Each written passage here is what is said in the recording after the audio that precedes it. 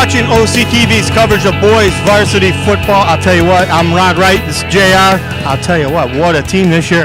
Well, I'll tell you, they're playing real tough. And a friend of mine's over in Clarkston, and the reports he's hearing is that when you bring your team to Oxford, you better strap up your helmets because they're hitting hard. It's a good team. They're very exciting. Now they're 2-1. The last game they did lose, but it was a really, really good game. Well, and that's a good ball team that they lost to. So that they've had tough competition all year so far, and they're hanging in there 2-1. Tonight's ball game, this team's 2-1, so it'll be a tough one again tonight. Well, it's good. I saw Bud earlier this morning at the school. I said, Bud, I love that team, and he had that smile. He just had that look in his eye. He knows he's got the team this year. Well, and they had to get off to a good start because last year didn't go the way they wanted to go, and they're real happy with the way they start. But tonight's a big game, and they really want to put this one in the win column. Hey, it gets them halfway, if not a little closer than halfway, to that state playoff number they need to be. And that's where we need to be, and that's where we should be. Absolutely. And we got some good teams that we're going to play yet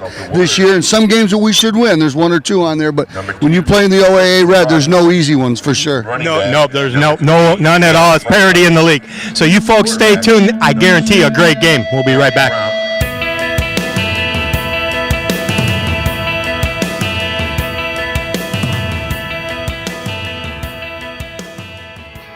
Today's game is sponsored by Vendetti's Pizza and Pasta. Now this is pizza. Vendetti's is having its 50th anniversary. Great friends, great pizza. Call Vendetti's in Oxford, 248-628-1540. Don't forget to ask for a famous Spanky right after the game. Ladies and gentlemen, welcome to the field, your 2018 Oxford Wildcat Marching Band.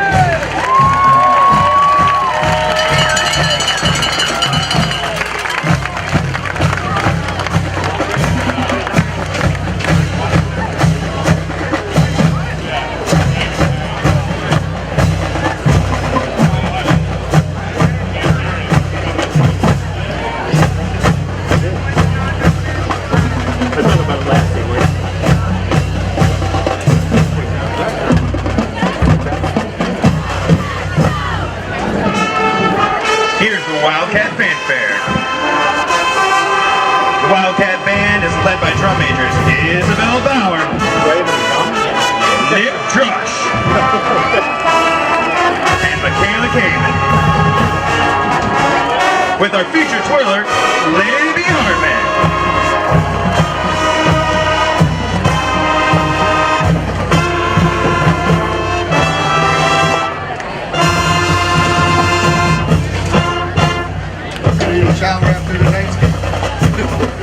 And now get up off your feet and join the band with the Wildcat Fight Song. Shower before the game. I did just Wednesday.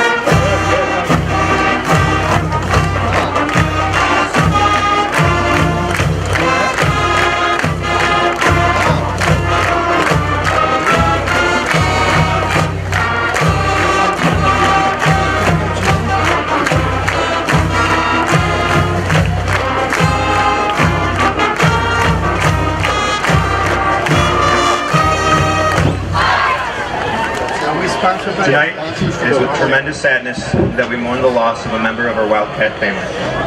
Oxford High School freshman Braden Andrews passed away last evening from a rare form of cancer after a long and courageous battle. Braden is going to be missed dearly by his family, his friends, and our community. We admire Braden for his strength and courage during his battle and are truly inspired by his sense of pride for his schools, even during his most difficult time. We now ask that you please observe a moment of silence in Braden's memory.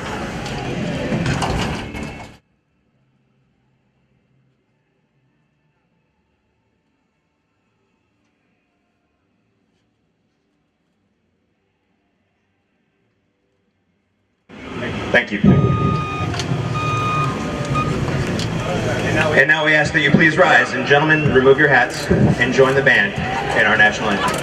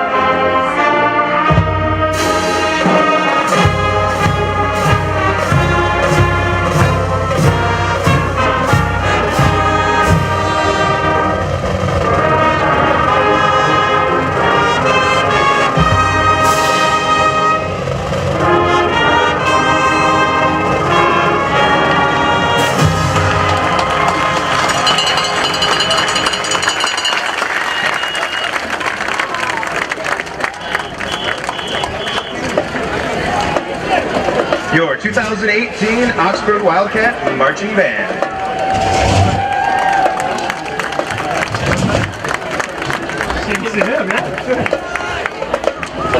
Now the starting defense for Oxford Wildcats is defensive back number 2.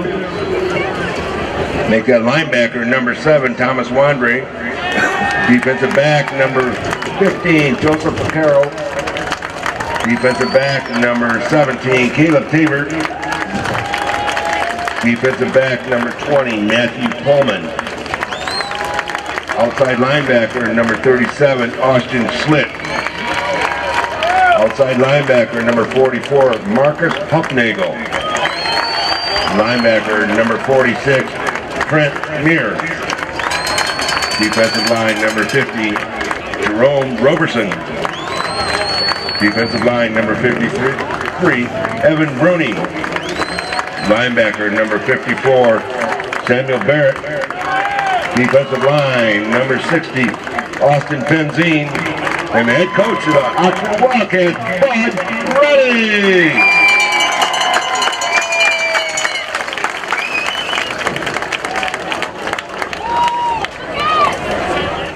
I think that's a cue for us to come in, JR. Well, I'll tell you what, you couldn't ask for a better night to come watch a football game. It's in the upper 70s. There is absolutely just a little bit of a breeze and sun's out. This could be very enjoyable to watch tonight. Well, I'll tell you, the team has been playing fantastic. They're 2-1. First 2 games of the season, they win. Last game, close game, they did lose, but I'll tell you, they look good. And they played well against a very good football team. So they hung right in there with them. And we expect this to be a close game as well, because this team's 2-1 coming in here, and it's going to be a very good contest. Now, in years past, we've seen Southfield just a little bit sloppy, a little lack of discipline. Yep. So we'll see if they continue with that trend. But I sure like our chances tonight the way we're playing. Well, they might be a little sloppy, but they always come with lots of talent, I'll tell you.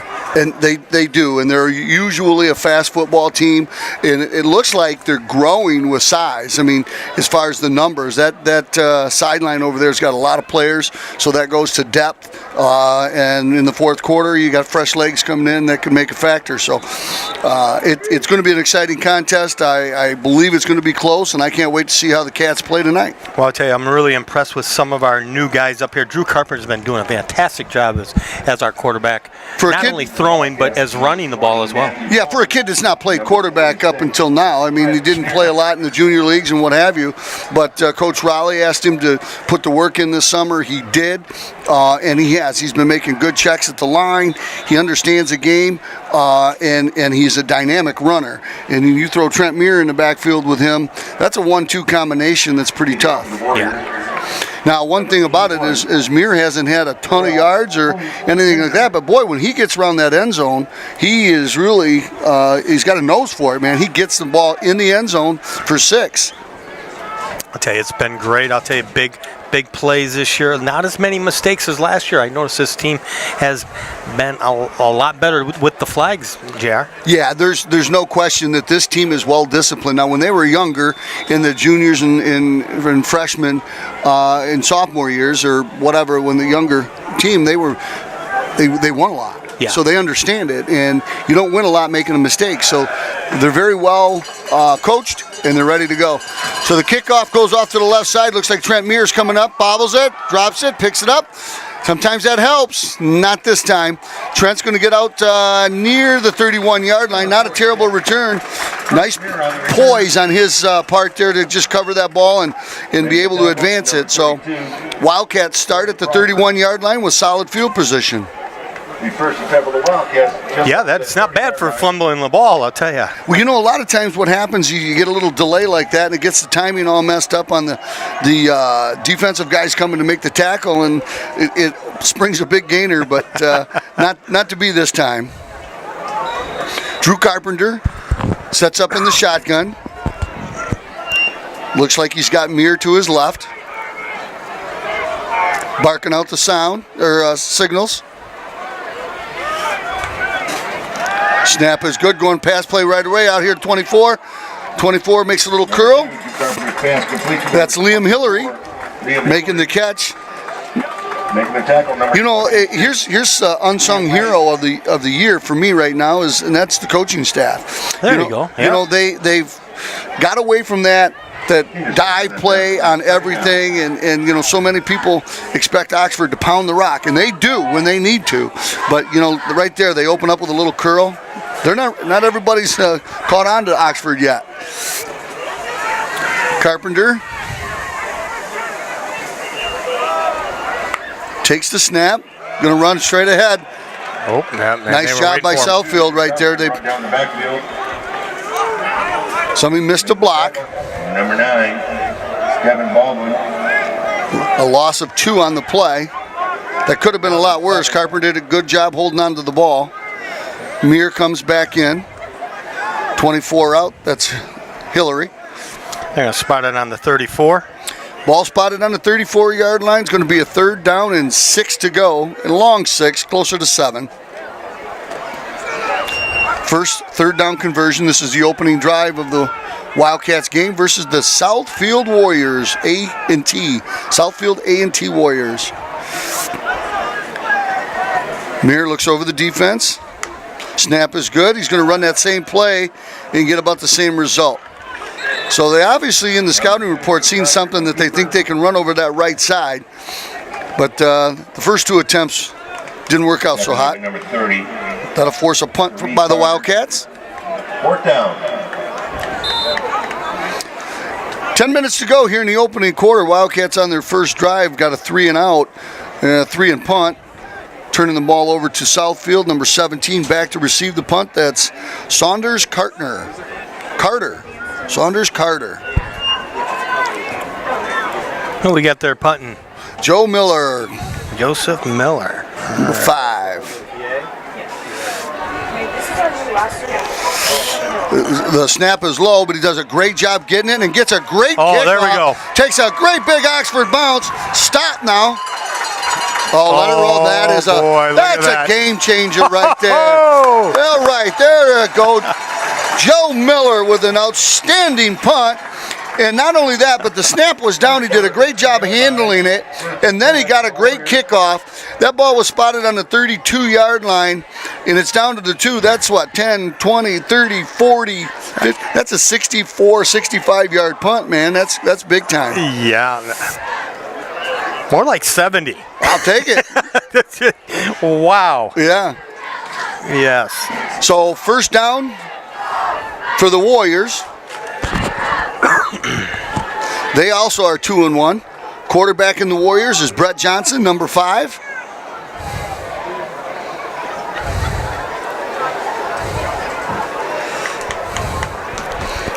Snap handoff in the end zone. Wildcats, big hit right there by number 50. Number 3, Leon. 53.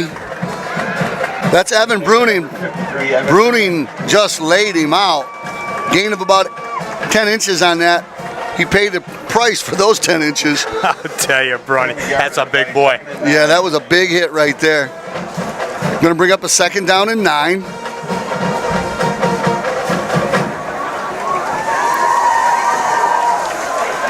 Southfield in the shotgun. Well, that's Anthony Rumpf, number 6. Quarterback hands the ball off to the right side. Wildcats are on it again. Nice job of that defensive line getting penetration. Looks like big number 60, Austin Penzine on the tackle. The key to that play is getting off the line and getting in the backfield. Don't let them get any head of speed up or head of steam up. Going to bring up a third down and 9. Boy, what a great field position turn if the Wildcats can stop this one right here. Rumpf stays in at quarterback, goes in the shotgun. About 2 yards deep into his end zone. Wildcats coming hard. Got pressure on him. And the pass is dropped by number 2. That's Borden. Wildcats were putting great pressure on the quarterback. Kind of threw it a little bit early, caused that drop. That's great defense. And you know what? We talked about earlier, we talked about the quarterback play and the play of Muir.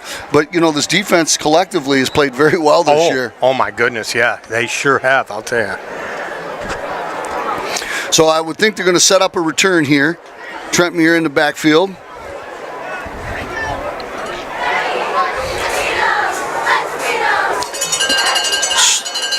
It's a very, very, very short punt.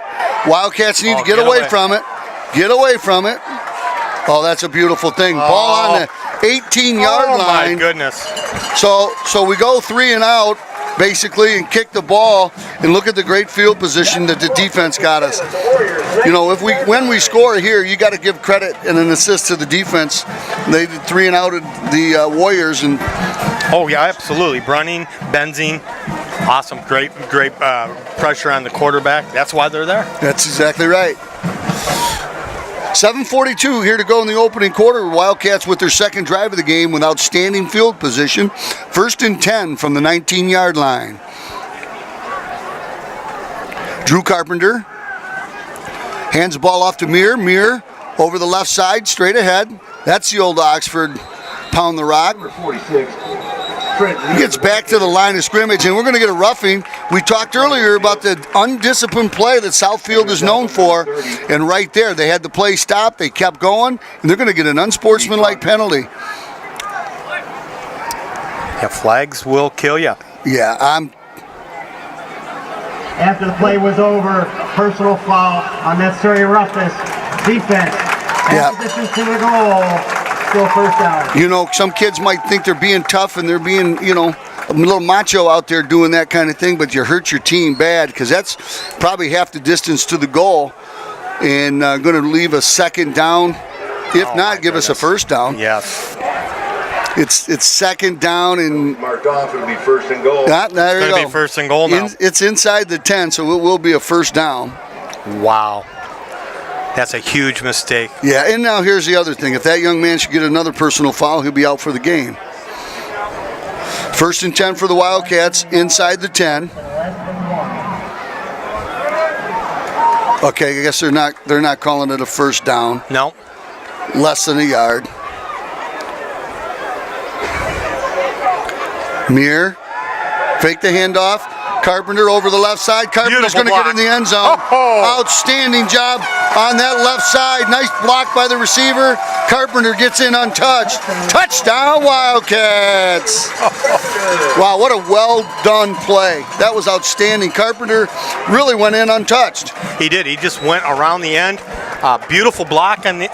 Yeah, I'd love to get a replay of that to see who that was that laid that block out, because they sure made a great hit and got that ball in the end zone. They're a big part of that play. Wow. Now this is still, don't get too excited, this is still a team that's 2-1, so they're just off to a rough start, but still, this is great being the first one to score. Snap is good, kick is up, kick is good.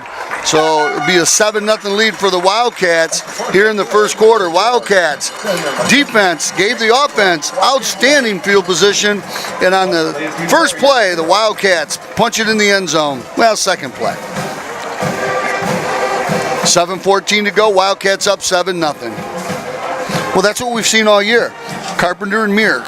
Yep. Just whenever they get around that end zone, they understand the objects to get over the line and get us 6 points. Well, how about Miller again? I'll tell you, Miller in the opening against Romeo, he was fantastic. Again, so far perfect. That was the play of the game so far, is that punt. Yeah. That punt was outstanding, and I would put it at about 68 yards, and there's no question that was a huge, huge turning point in this game, and so far that's the play of the game. Well, you know, the special teams are so important. That's the reason why Romeo lost, because they didn't have a great punter like we do in Miller. Yep. The Warriors, number 12. Number 12, Aaron Folks, back deep. You know what I like about this team? We are well-rounded. We have a good diversity on this team. Yeah, and there's special teams are looking good. That's a lot of kids get out there and play too. Little pooch kick by McMucken. Number 11 picks up the ball. They must have got a scouting report back there on that number 12. They didn't want to kick it to him. Jeremiah Piper picked up the ball and advanced it. Number 17. Piper's a quarterback, a junior. Logan Nick. Who are you saying they're trying to stay away from? Well, that number 12, Aaron Folks, he's a slot receiver, and he was back deep, but they obviously tried to keep it away from him. So let's see what the Warriors do. They got better field position this time than last time, so they could probably use all their plays in their playbook. 1st and 10, Warriors. Rumpf calls out the play, handoff to the right side, a little bit of an opening, number 44. We got one man to beat, that's Vaquero. Vaquero does his job, stops the touchdown. Nice run right there by Jackson. Anwar Jr. That carry's good for a Warriors first down. Anwar Jackson Jr. That was a big carry. Good job by Vaquero, sizing him up and making the tackle. Well, we spot the Oxford 27-yard line. That's about almost 40 yards. We have to keep an eye on that Mr. Jackson fella. He moved pretty well right there. He's got the ball again. Jackson over the left side. Another big hole. Another tackle right there. 44. Hanging on. Is that Huffnagel? Junior, the ball carrier. He's going to move it was the chains. Huffnagel. Held on that time, stopping the touchdown. Good for Warriors first down. So they're bringing the big fella, number 44, right up the gut. Doing it again, why not? It's worked twice, not this time. Gain of about 4. Wildcats were there, but the big guy kept pushing. Making the tackle, number 60, Austin Penzine. Penzine in on the tackle. Going to bring up a 2nd down and 6. Ball spotted on the 15-yard line. Warriors on the move. Rumpf, that's a read option. He hands the ball off. He's got the option of pulling it out of there.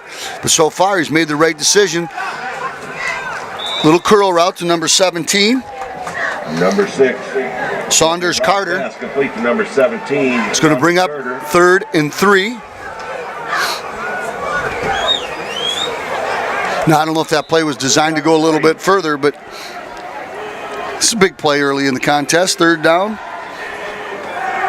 I would think that big number 44 might get a look here. You think so? Yeah. He's not in the backfield. No, he's on the side. Yep. 24, left side. 24 stacked up, hit by a host of Wildcats. Last one in on the play was Muir. Looked like 44. Huffnagel had him, and Muir come and help clean it up. That's going to bring up a 4th down. Big play right here. 4th down. Southfield Warriors, are they going to go for the field goal, or are they going to go for the first down or touchdown? They got the tee out there. Looks like they're kicking. Probably the smart play here early in the contest.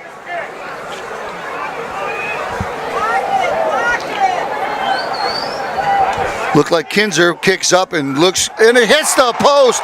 It's no good. Wow. It's number 81. Kinzer hit the left post and didn't get the bounce, so the Wildcats will take over on the 20-yard line. And there we go again, the kicking. Well, the special teams, absolutely. And here's you go again. That defense gave up a couple big plays, but they got tough when they needed to get tough. Yes. So, and they stopped them from getting in the end zone. Wildcats, 1st and 10, headed south. Got the ball 1st and 10. Yeah, I think that's stopping that Robinson on that 2 yards right there to make it 4th and 4. You know, sometimes coaches outsmart themselves. Jackson, number 44, was running like a crazy man, and the coaches went away from that when they got inside the 20. Carpenter up under center. Muir, left side. I assume it was Muir. 17, Caleb Tabert, the ball carrier. Oh, that was Tabert. They're going with the thunder and lightning approach tonight. Tabert tried to bounce it out to the left side, but there was a lot of Southfield guys right up at the line of scrimmage. Loss of 2 on the play. Well, here's where you got to trust your pass game, because your pass game can open up the run game. So if they're going to crowd that line of scrimmage, you're going to have to run some slants or maybe send a guy deep to get them off of there. Get those linebackers to play back a little bit. Well, we've only thrown once so far.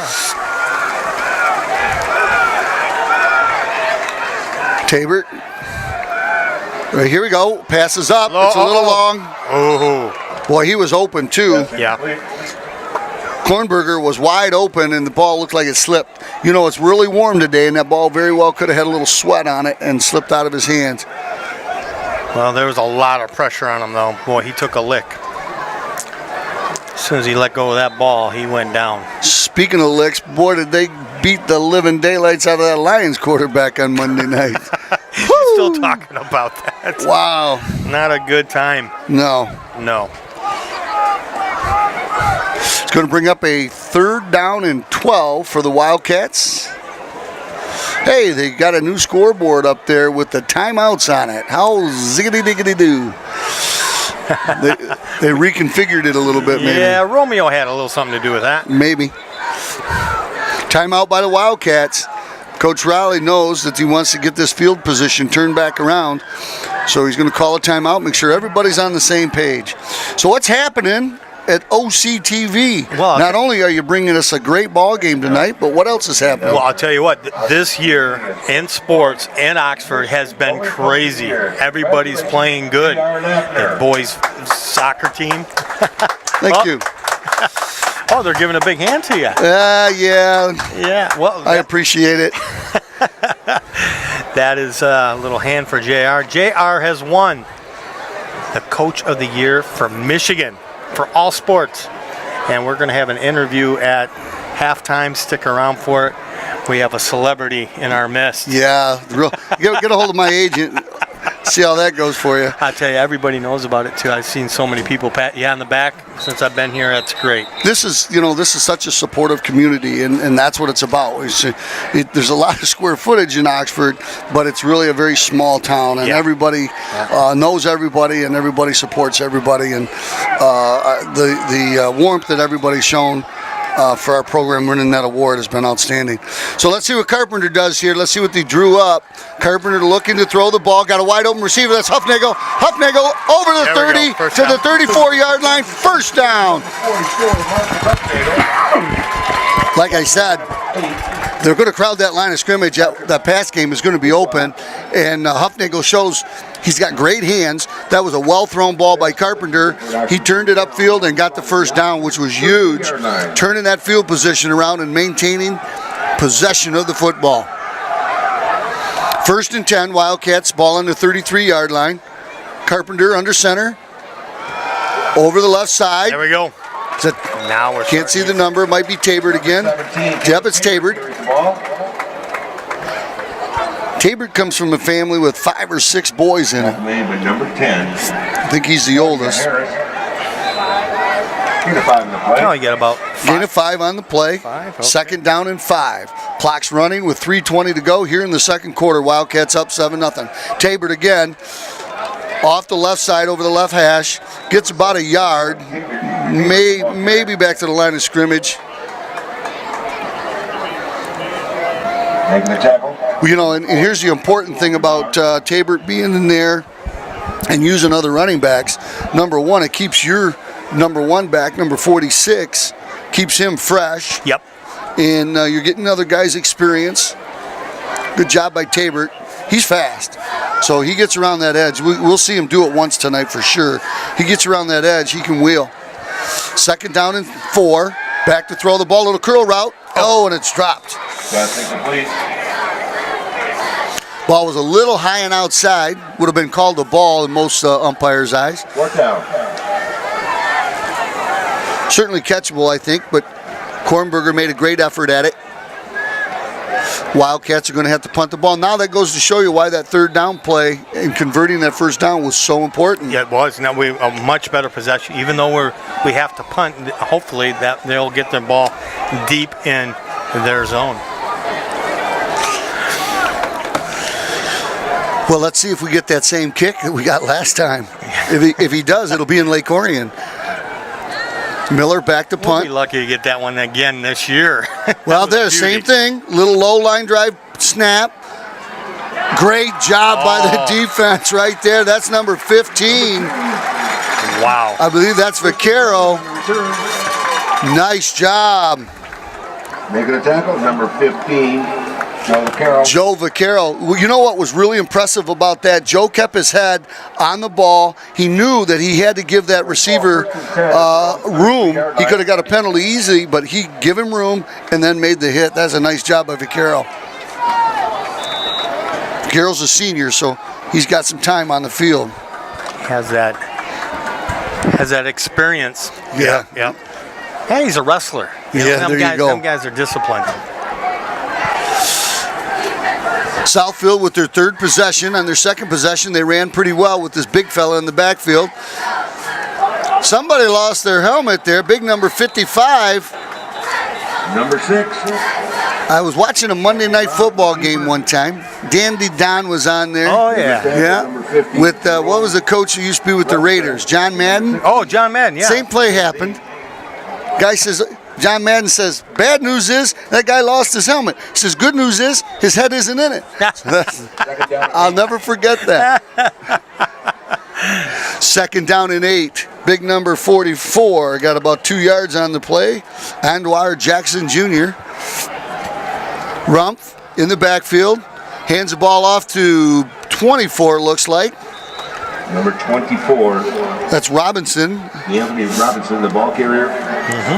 Gets that ball just shy of the first down marker. Going to be short by about a yard and a half, 2 yards. So again, here's a big play. Third down and 2. Watch big number 55 is back in the ball game now. Stop of play here. Referees checking something out here. Oh, well, you got one of the Wildcats got a little blood on him, so they got to clean that up. Going into the game, number 26 is Time here.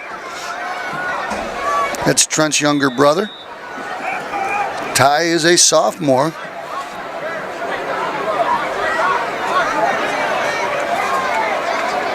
Snap is good over the right side. Pitch play out to the right. Wildcats all over it. Now that's good, fast defense. Ooh. There was 3 or 4 Wildcats right there waiting for that pitch play. Robeson led the way for the Wildcats. He read it all the way, went to the left side, and stuffed that hole. So it's going to bring up a 4th down for the Wildcats. Or excuse me, the Warriors. Yeah. Yeah. And about 3 this time. A little loss on that play. Man, they were on that. Yeah. Little confusion here by Southfield. with their special teams again. Number 24, back Robeson, ready to kick the ball. Last time they had a pretty funky snap. That was better. Oh, Wildcats just missed that. Fair catch called for and made by Trent Meir. Fair catch called by number 46. If that's the kind of blocking they're going to get, I will predict there will be a block punt tonight by the Wildcats. They just missed that one. Well, we got good field position here. We do. 35-yard line. 35-yard line. So the Wildcats, 3 possessions. One possession was 2 plays, and they went 19 yards for a first down or a touchdown. Training services for Oxford High School. Go Wildcats. 42 seconds to go here in the opening quarter. Wildcats hold on to a 7-0 lead with the ball. Drew Carpenter under center. Rolling to his left, got an open receiver, hits him, nice job. Way to go down and get that ball. Nice catch made by number 5, Joe Miller. He kicks it, he catches it. What doesn't that kid do? I think he blew the balls up, put air in them before the game too, I'm not sure. That's a 12-yard gain, JR. Yes, sir. Clock's running, 30 seconds to go here in the opening quarter. Wildcats still on top 7-0. Welcome to the house that Bud built. The house beautiful, that Bud built. I love it. Beautiful stadium. And so are they going to say the lanes that JR built? No, trust me. No? The Collier family did that. Carpenter under center, Miller in motion. Hand off to the left side. That's Tabor, I believe. Number 17. Yeah, that's Tabor. Yep. Nice job there. 8-yard gain on the play. Now, one thing I will tell you. Those uniforms that they had out here for the opening game, those all gold ones, boy, we could see the numbers really well. These blue jerseys, I love them. I love the look, but it is hard for these old eyes to see those numbers. So the Wildcats end the first quarter with a 7-0 lead. Nice job by Drew Carpenter going over the left side for an 18-yard touchdown run. Outstanding punt by number 5, Joe Miller. Put the ball on the 2-yard line. The Warriors couldn't advance it. The Wildcats took over after a bad punt, and they punched it in the end zone for that 7-0 lead. Their offenses looked okay, just haven't made that big play yet. No, how so far? First quarter, player of the game, Miller. Joe Miller, no question. Just caught a pass there, made a great punt. And he's the other thing that you just don't see he's made 2 great pickups on bad snaps on punts. So he doesn't make those pickups and get the kick off. Forget about how far the kick goes. Just making the catch and getting the kick off. Those were good plays. His mom might have spotted that in the stands, but nobody else did. His dad's a nice fella as well. I'm sure Mrs. Miller is very proud of her young man. So, second down, 2 yards to go. Wildcats now headed north. Carpenter looking over the defense. Tabor blocks, pass play. Oh, Huffnagel was the intended target. Now I'm thinking that ball might be just a little slippery because a lot of his throws are a little high tonight. So he's probably having a little bit of a hard time gripping the ball. Yeah, I've not seen him throw. He threw a lot better for Romeo.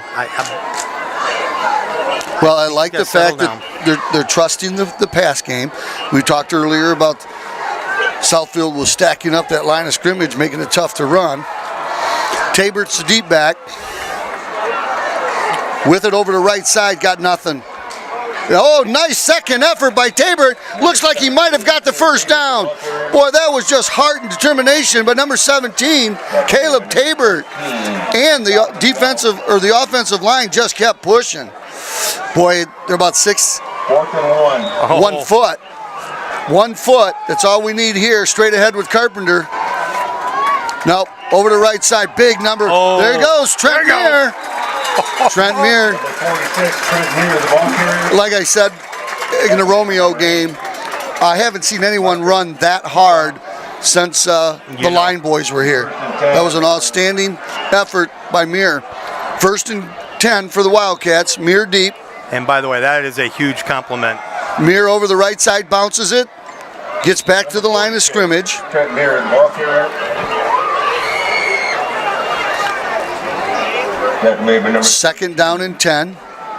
Wildcats took over at the 35-yard line, have marched the ball down to inside the 40. Clock's running with 11:02 in the second quarter.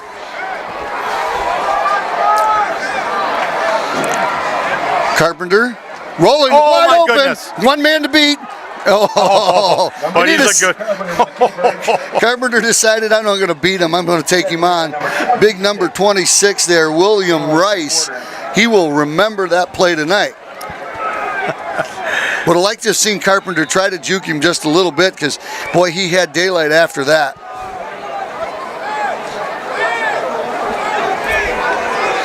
Going to bring up a 3rd down and let's call it 8. Carpenter fakes a handoff, rolls to the short side, pulls up, fires the ball. Huffnagel couldn't hang on to it. Good defense there by number 8, Marcus Fuqua.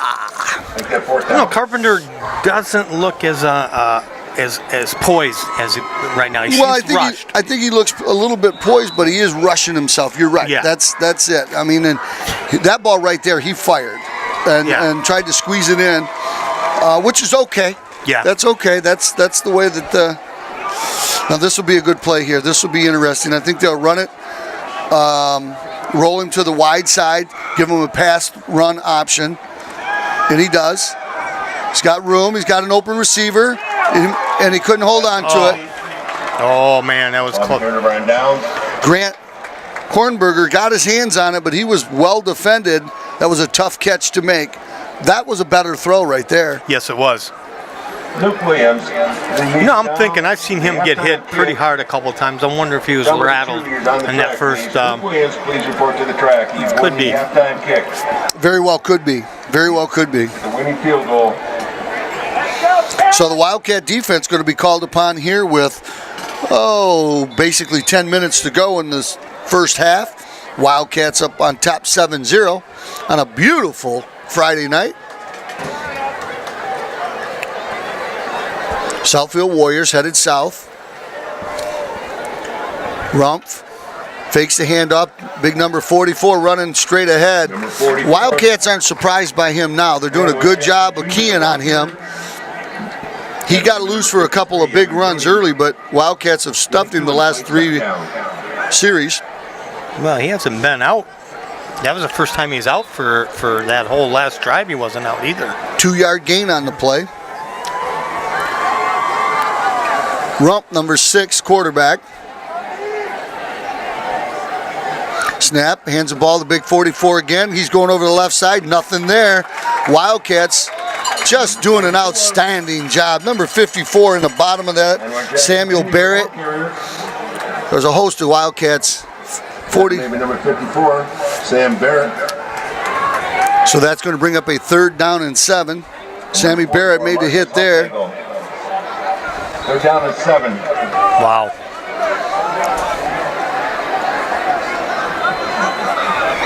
.9:05 to go.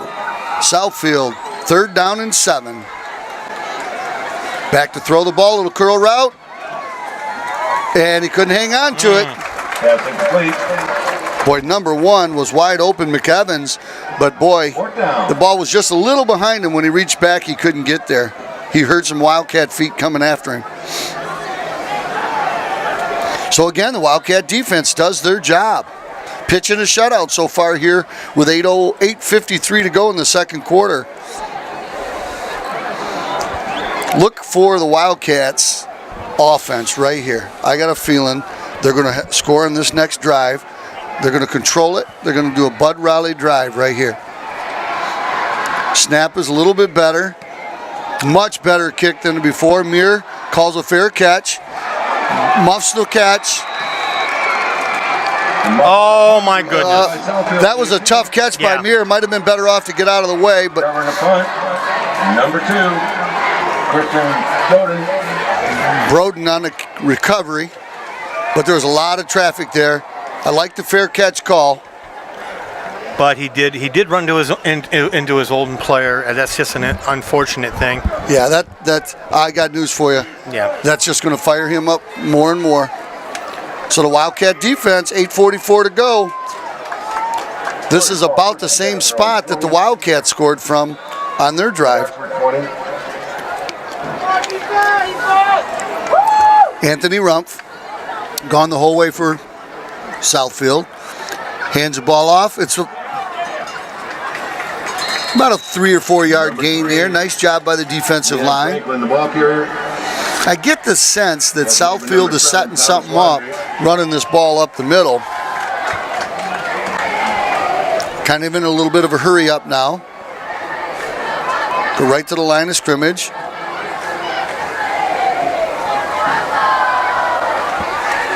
Snap is good. Looks to throw the ball. Little curl route. Number 17 hangs on. Robeson, number 50, made the tackle, but not before he got a first down inside the 5 yard line. A couple broken tackles. Tackle number 50, Jerome Robertson. That pass completion was good for Warriors first down. The ball spotted at the Warriors. There's number 17 on the reception, Carter. First and goal for the Warriors. Number 3, right side, fighting hard. Number 3. That's Franklin. Leon Franklin. Good job by the defense to stand him up. Tackle made by number 54, Sam Barrett. Second and goal. Second goal for the Southfield Warriors, trying to pull this game to even. Number 24 in the backfield. Anthony Robeson. Snap, handoff right side. Robeson gets in the end zone. Number 44. Yep. So the Warriors take advantage of the muffed fumble, or the muffed kick. Wildcats need to answer. Warriors just a extra point from evening up this contest. Oh, I guess it was 24 that scored. Yes, sir. Okay, I thought that was 44. Sorry about that. Robinson. Robinson, okay. Danger, Will Robinson. Yeah, I remember that one. Showing your age on that one. Oh, boy. Snap is high. They got it down. And the kick is up and good. So that brings the score to 7-7 with 7:27 to go. So once again, mistakes. One by Southfield, one by the Wildcats. Lead the scores. Wow. You know what? Wildcats need to run the clock out here. The scoreboard looking pretty sharp today. Isn't it? Got a live feed from the Oxford Community TV camera. How many schools, high schools, can do that? I know. Not many. Not many, I'll tell you. Great job by everybody here in the sports program at Oxford. I'll tell you, we've got great programs, great schedules, great everything. Great weather. We took care of that too, didn't we? Took care of the weather too, yeah. Number 20. Boy, I encourage everybody to stick around and watch the halftime celebration. The band. What West Side Story. West Side Story. There you go. Yep, West Side Story. We went to see them at band camp, watched them at the very beginning, practicing their steps, and now it's like, wow. You see them out there, they look great. Nobody works harder than band guys. And by band guys, I mean guys and gals. Yes. Gotta watch yourself there. Yeah. All right, the Wildcats, time to answer. It is. We got 7 minutes. That's a lot of time. That's a lot of football. 7:27 to go here in the first half. 7-7 score. Short kickoff. Let it go out of bounds. Wildcats will get great field position again. Boy, as this game gets tighter and tighter and later, that kicking game could be a factor. Yes. Yep. We have definitely won the kicking battle so far.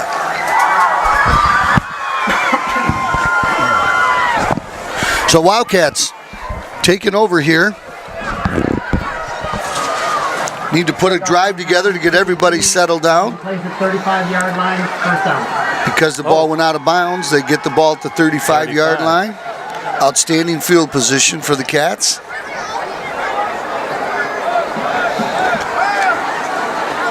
Now, in games past, they've gone to number 37, Austin Schlick, with some passes as well. He's lined up kind of in a little slot there.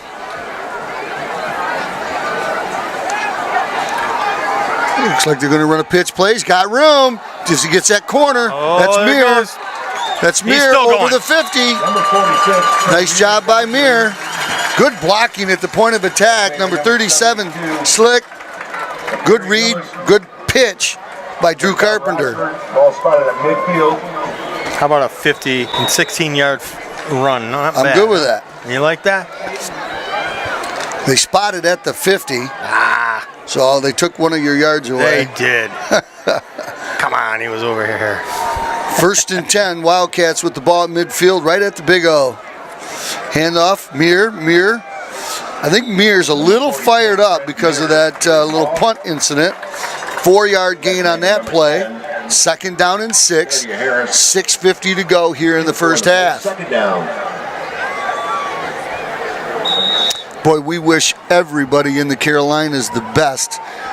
And we'll know more when this airs on TV. But, boy, they're going through heck right now with that Florence.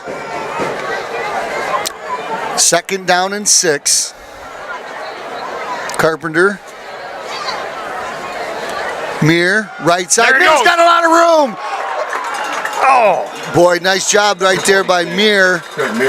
Boy, he had one. He tried to avoid Joe Miller and ran right into a defender. But, boy, there was a huge hole. Nice blocking by that offensive line on the right side. Yeah, about 9 on that one. How about that? I'll give him 9. 1st and 10 for the Wildcats. Warriors, 37-yard line. On the move, trying to get the lead back. The score is now 7-7, approaching the 6-minute mark here in the first half. Oxford Wildcat Stadium.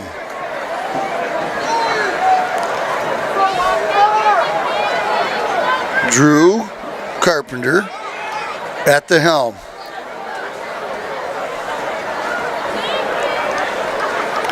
Left side, Mir. Boy, what's nice about what Mir's doing out there and running so hard is even after that first hit, you're seeing 1 or 2 of the Southfield Warriors on him, and they're still getting moved. So Mir's running hard. That's a 2-yard gain.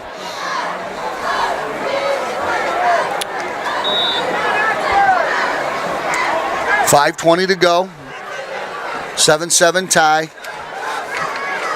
Just before halftime. Drew Carpenter in motion to Slick. Carpenter, pitch play. Oh, nice pitch. Mir's got room. Mir over the right side. Mir makes a move and breaks another tackle. Breaks Look at another him go. tackle. Look at him. I'm telling you, I haven't seen anything like that since the Line Boys. Nice job by Trent Mir over the right side. Boy, that was stopped for about a 4-yard gain. In Mir, pure heart and determination, all by himself, broke at least 3 tackles to get another Wildcat first down. Wow. That's about 13 yards.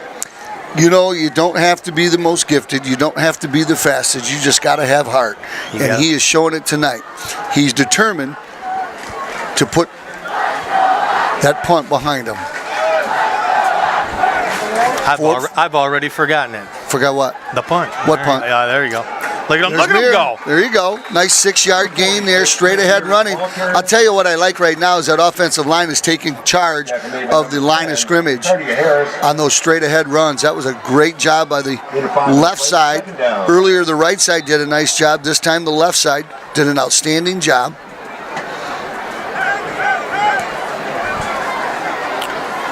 Clock is approaching the 4-minute mark.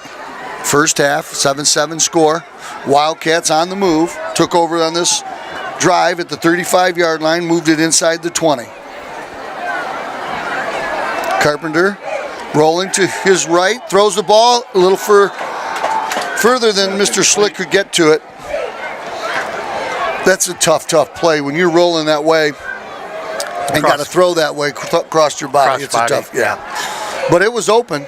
It was open. There's no question. You go back to that play a little later in the game.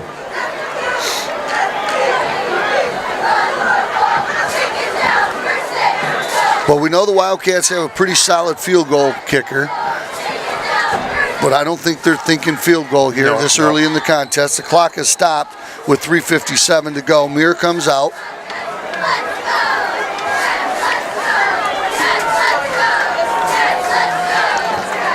Carpenter in the shotgun. I'm guessing he's going to roll this way. He does. Is he going to keep it? If he keeps it, he's got room. Keeps the ball, gets the ball inside the 10. Oh, my goodness. Good job. He gets inside the 10. That's a first down. Great read by Carpenter. He had a lot of blue in front of him. I guess you could say a sea of blue. There you go. Boy, for all those people that put up a fight about this turf, to look at it and to know that other than cleaning and just general maintenance, it still looks beautiful. And what are we, about 10 years in? No, not that long, is it? Oh, I think you. Is it really? We got to add it up. First and goal for the Wildcats. Muir stacked up at the line of scrimmage, but that doesn't matter to him. They're pushing. They're still pushing. Muir just short of the 5-yard line. Boy, what determination and guts. That's maybe number 30, Therese Saunders. Buck would be proud. Ball spotted at the 7-yard line. Second and goal. Wildcats offense got the ball at the 35-yard line. Now they've got it inside the 10, down to the 7. 7-7 score at the 3-minute mark before half. Carpenter rolls to the right side, got some room, puts his head down. Carpenter bowls into the end zone. They haven't seen it. There it is. There it is. Touchdown, Drew Carpenter. Carpenter had room over that right side. One defender to beat, and he didn't beat him. He beat him. He went right over the top of him. And by beaten, I mean beaten. He went right through him. Did you see that block that Muir put on that opened that up? I'll tell you, that was the key right there. Gave him the room to punch it in. Well, and I think people might underestimate Carpenter's speed. He used just raw speed to get around that right corner. Nice job by Carpenter to get us back on top, 13-7. Spot is good, kick is good, Wildcats are good. Score 14-7. Wildcats. McMakin with the extra point. He was McMakin that extra point, was he? You knew that was coming, right? Yeah. I'm sure he's heard it. He McMated that. Well, we still got a little bit of time here. Well, they did that pretty quick. Yeah, and we got 3 timeouts or 2 timeouts left. Wildcats defense can stop the Warriors. We could get the ball back with one more opportunity and see what McMakin can kick from. So the Wildcats, I think somebody said they were going to have a drive and score. I don't remember who that was. I don't remember. But take the lead back, 14-7. We knew this would be going to be a good game, and it has been an outstanding football game. I'm waiting for Southfield to bust one open, though. I'll tell you, this is a good ball team. They got a lot of talent on it. But you know, defense has been tough with them. I just don't see the speed that I've seen in some Southfield teams before. Now, there's big number 44, one of the upbacks. There's a flag on the play behind the field. So let's see what we got here. Jack Maven, number 23. Thomas Dean, number 24. You know, for the most part, there hasn't been a lot of flags today. That's awesome. No, there is not. I think that's only the second one right there, other than the ball being kicked out of bounds. Flag on the field. See what the Zebras say happened on that play. The Southfield team is walking back, so I'm guessing it's against them. Doing a return, illegal block in the back on the return team. 10 yards from the end of the run, first down. Well, there you go. That's the second penalty of the game. Both have gone against Southfield. Nice job by the Wildcats staying disciplined. I wonder where they get that kind of coaching. I think Coach Raleigh has a little something to do with that. Yeah, just a little bit. How many years has he been coaching now? 400. Is that what it was? Yeah, his first quarterback was Barney Rubble. Fred Flintstone was in the backfield. No, I think he's like 38, 39 years. Might even be 40. So Wildcats defense on the field. 2:39 to go. Southfield with the ball at the 25-yard line, 1st and 10. Snap, pitch. Number 2's got the ball, and he's got Muir. No. That's Wildcats smothering defense. That's a defensive speed we have not had around here in the last couple years. Yeah. You know, Muir was there, kind of slowed him up, but did you see how many Wildcats got there? Thomas Wandry and a whole host of others, including 15 Vaquero, they all got there. 6-yard loss on the play. Go ahead and complete another pass, guys. 2 minutes to go, first half. Wildcats up 14-7. Rumpf in the shotgun. Low snap, he handles it well. Getting pressured, long throw, wide open receiver.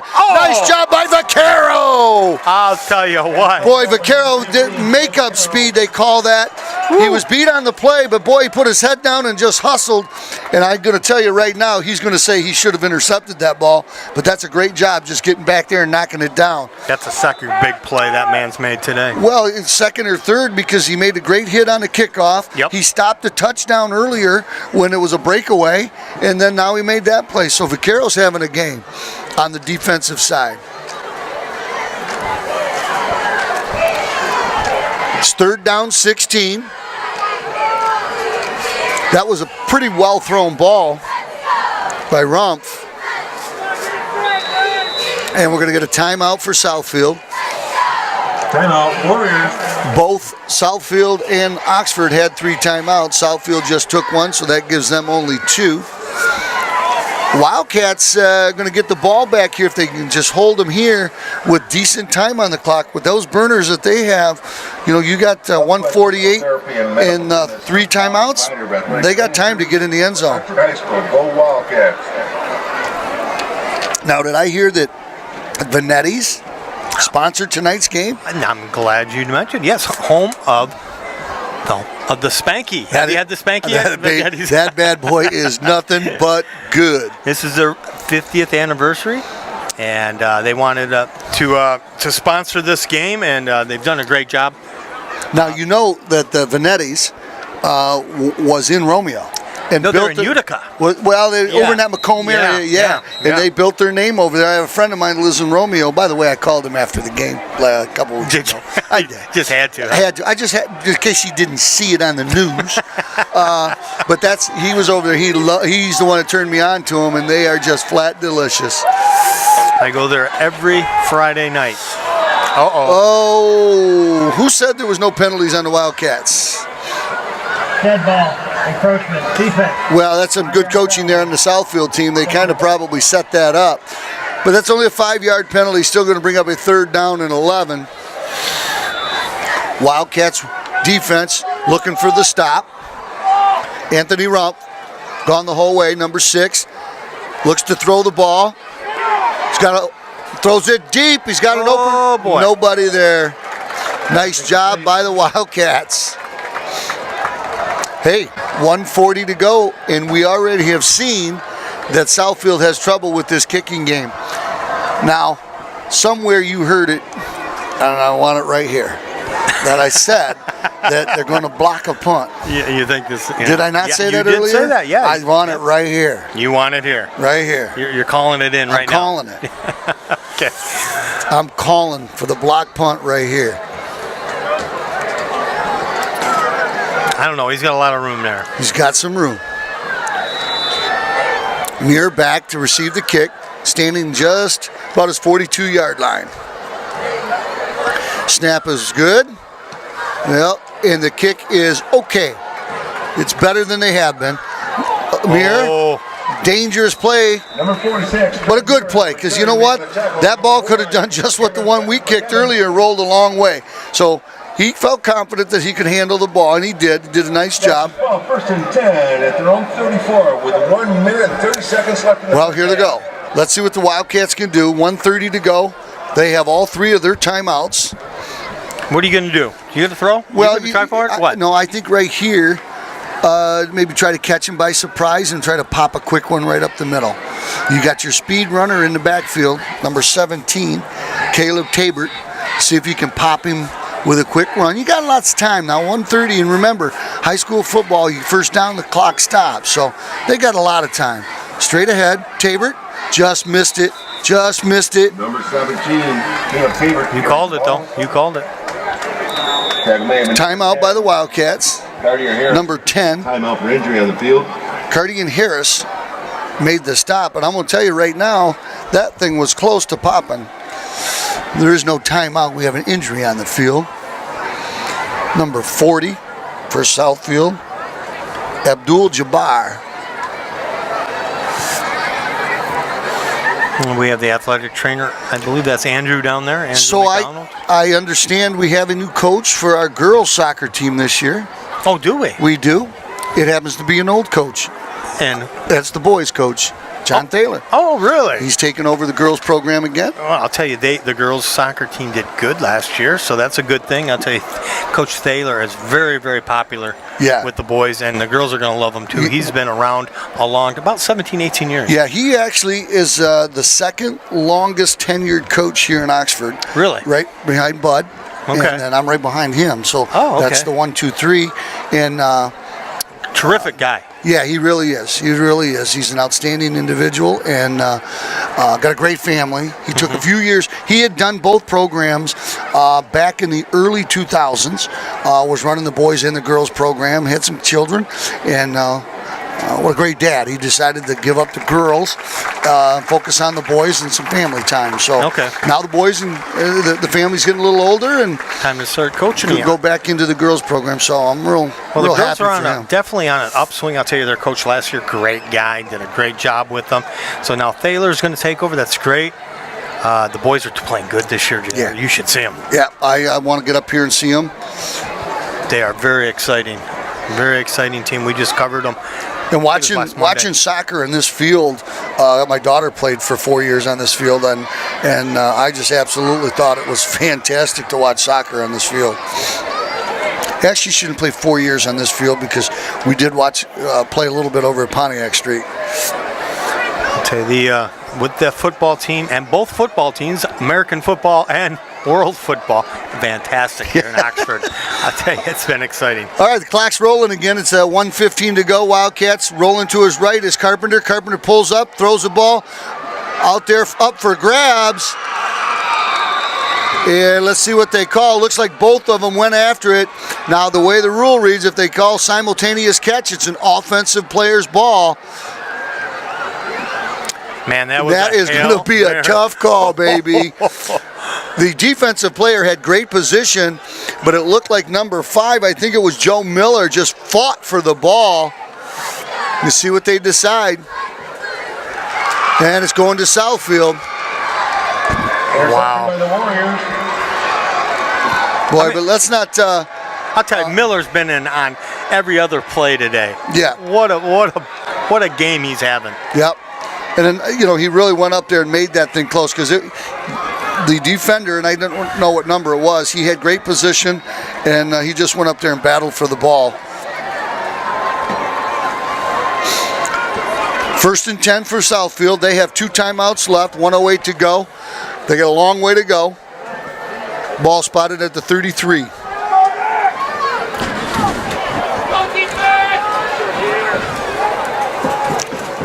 Anthony Rumpf takes the snap, back to throw the ball, getting pressured. Got a lot of time. Slick after him. Ball skips down, no catch. That's incomplete. Nice job by the Wildcats, putting a lot of pressure. Flag on the field. And again, Southfield, that undisciplined number 17. Looks like he got an unsportsmanlike penalty there. The Wildcats seem to think so.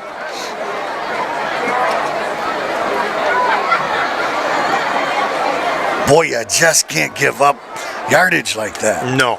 Now, here's the deal. 57 seconds to go. You got a punter that struggles. Do you call a couple timeouts here? If you're the Wildcats, these guys might take a knee. You don't know. Or do you just take their 14-7 lead into halftime? Let's see how she plays out. That's a huge penalty, man. Wow. 15 yards from the line of scrimmage.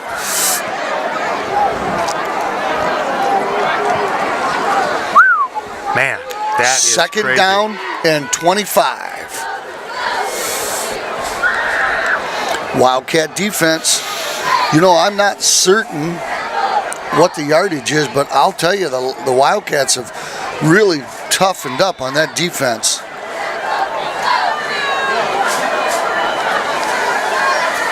A lot of confusion on Southfield. Number 6 in the backfield. Still confusion. Yep. Running it straight ahead. Nothing there.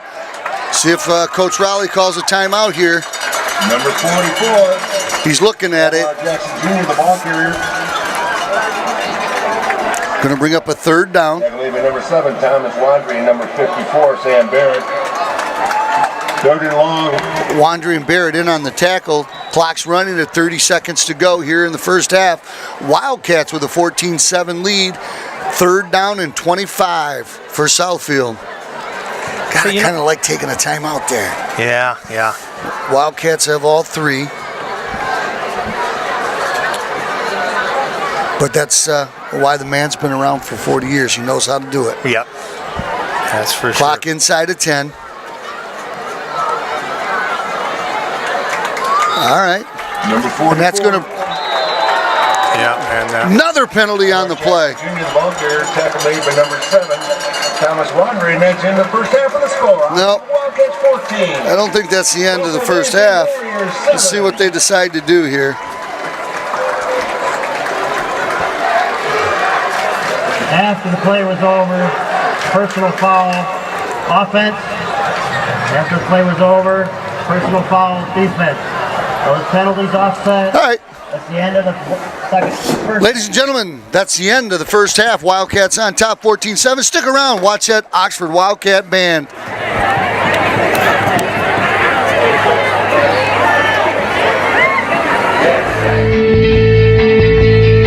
Catch all your favorite sports here on OCTV.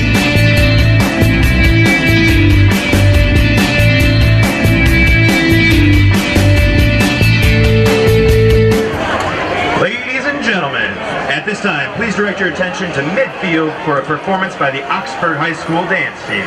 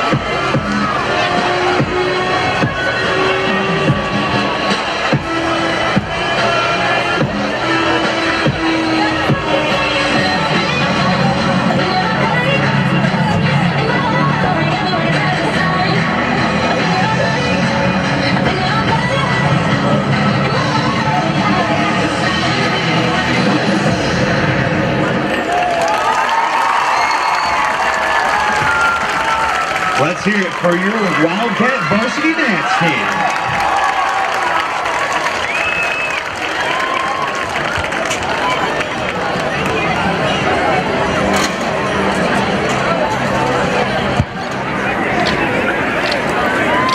This year marks the 100th anniversary of the birth of one of America's greatest composers and musicians, Leonard Bernstein.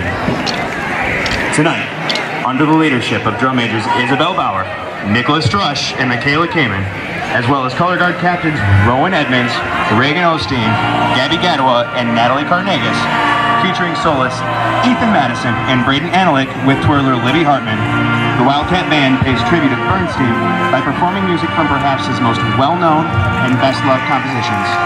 Released on Broadway in 1957 and as a feature film in 1961, its themes are as relevant today as they were 60 years ago.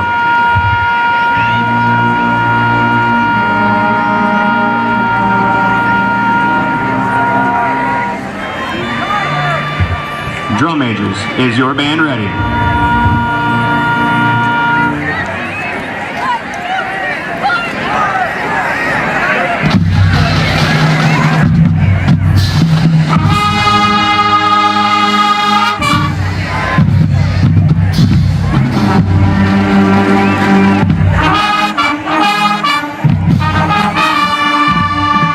And now, the Wildcat Band is proud to present the music of West Side Story.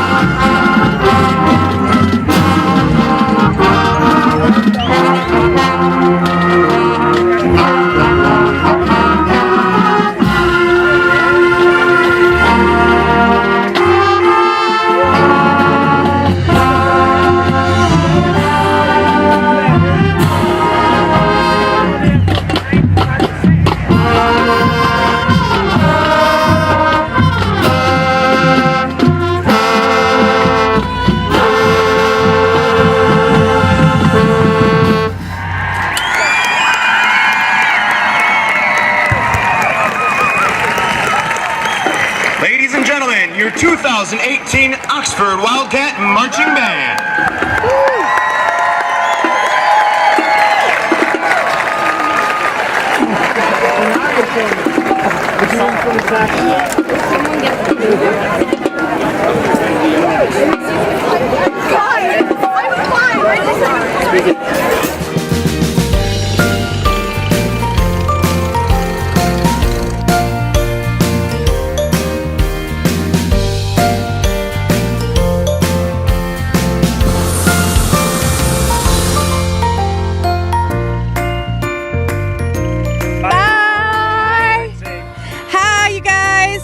With Sky Adventures, and this is OCTV.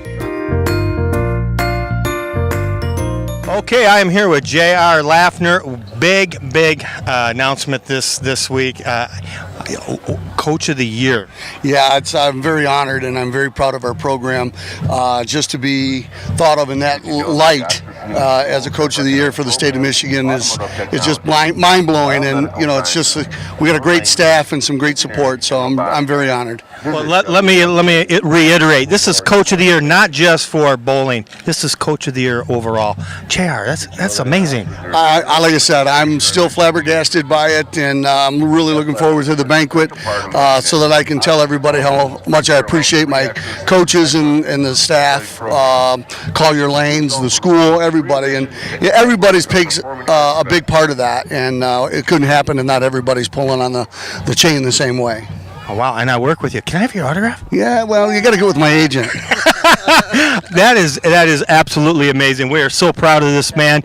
I tell you, you took this program from the very beginning, built this up for years and years, and I'm sure that's why they're calling you Coach of the Year. Well, you know what? We've had some success. We're happy about that and proud of it. You know, and you know, our boys are 5 years in a row OAA champions. Our girls state runner-up last year and state champs this year. Yeah. And so we couldn't be prouder of the success that we're having. And just as important as that, last year we won the Sportsmanship of the Year award for the OAA, and we're trying to make sure that the kids understand that it's great competition, but you know, you got to be good sports about it. And so we're real proud that they recognize us for that. And again, it's not me, it's our program. And again, it's just humbling for them to so many great coaches out there, and to be thought of in that light is amazing.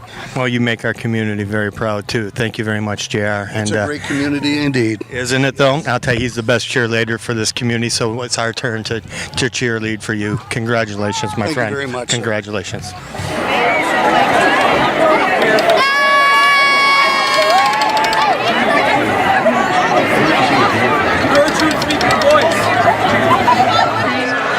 Okay, we are back for the second half. Oxford up 14-7.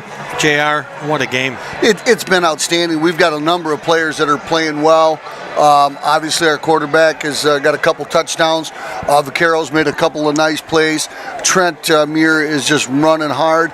And Joe Miller. You know, changed the whole complexion of this game with a 68-yard punt. Yep. So it was pretty awesome. Another thing, unsung hero, I'll tell you, we've been talking so much about the lines and the linebackers and everything. The backfield has been fantastic. Defensive backfield's been awesome. Yeah. All right, here we go with the second half. Oxford kicks off, low line drive kick.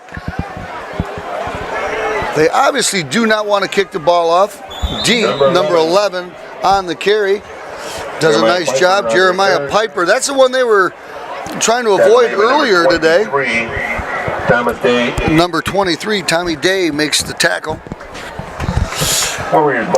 Ladies and gentlemen, we'd like you to visit one of the eateries here in town, sponsoring tonight's game, Vanetti's Pizza and Pasta, home of the Spanky. And if you haven't had it, I highly recommend it. It's their 50th anniversary, and it's got a little small dining area. You can go there or carry out. The spaghetti is awesome there too. I've had the lasagna too. Oh, I have not. That's my next one then. Yeah, that's a great one. Their pizza and their breadsticks, unbelievable. And you know what I like about it? I got a family of 6. I take my family there. I can afford to take my whole family out. First pass play in the second half by number 6, Anthony Rumpf, goes incomplete.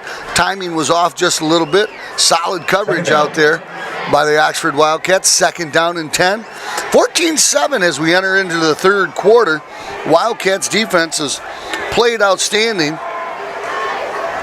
Offense has really moved the ball well, better than 14 points worth, I would say. I'll tell you, it's actually amazing that it is 14-7. If it wasn't for that, just that fluke on that. This gentleman wants to talk to you. Who's got the loudspeaker? In there? The Oakland County Sheriff was just visiting.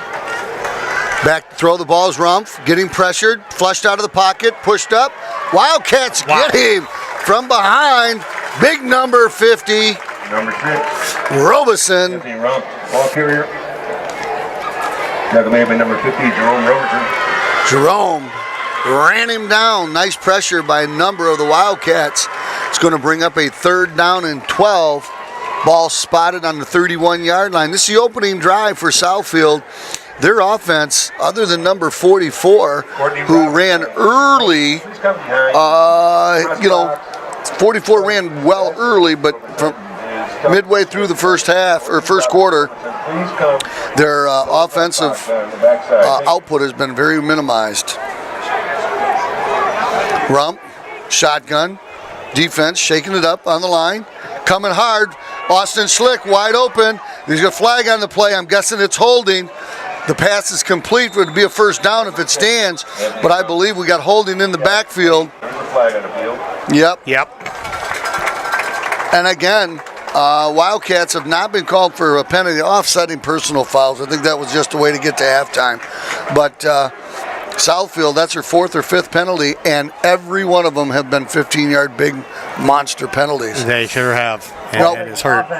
We did have one offsides. Wow. They're going to repeat third down, third and what? Third and forever. Yes. Third and forever, you know what I mean? So, I didn't know you're a Valley girl. Oh, yeah. No, don't say Valley girl because most of these people don't know what that is. Yeah, they're dating our age. And the Michigan Coach of the Year and Valley guy. Yeah. Third down, and they got it listed as 12, but it's more like 10, 20, 25. Wildcats showing blitz, fall out of it. Here comes number 7. He's open on the outside. Oh. Boom, number 7. It looks like a fumble and flags all over the place. Oh, boy. Number 7, Thomas Wandry, using his speed, got in the backfield. Now, that's the second time number 55 has lost his helmet. In high school sports and high school football and most others, you lose your helmet, you got to come off the field for a play. So let's see what the penalty is. Yep, they're bringing them off. It's going to go against Southfield, looks like. Wildcats setting up for the punt. They'll definitely decline the penalty. My. Offense participated in the play after his helmet came off. That penalty is declined. Result of the play, 4th down. I like that rule. Yeah. You know, once your helmet comes off, you can't play anymore. Yeah. Hey, I don't care how tough you are. Don't make that tackle, young man. But 10:25 to go here in the third quarter. Wildcats up 14-7. About to get the ball for the first time in the second half. Offense looked really good in the first half. Inside the 20s, they get in, or outside the 20s. They've moved the ball rather well. Getting inside the 20s, they haven't been able to get it done. Nice job there by the rushers to not hit the kicker and get a penalty where they were all over it. And I'm telling you, before this is over, we're going to block a punt. Wildcats are going to get the ball at the 46-yard line. Great field position. That's Southfield's 46. Well, I'll tell you, First and 10. 46 caught it on the 46. How about that? Yes, he did. And again, there was a lot of traffic around him. He made a great catch.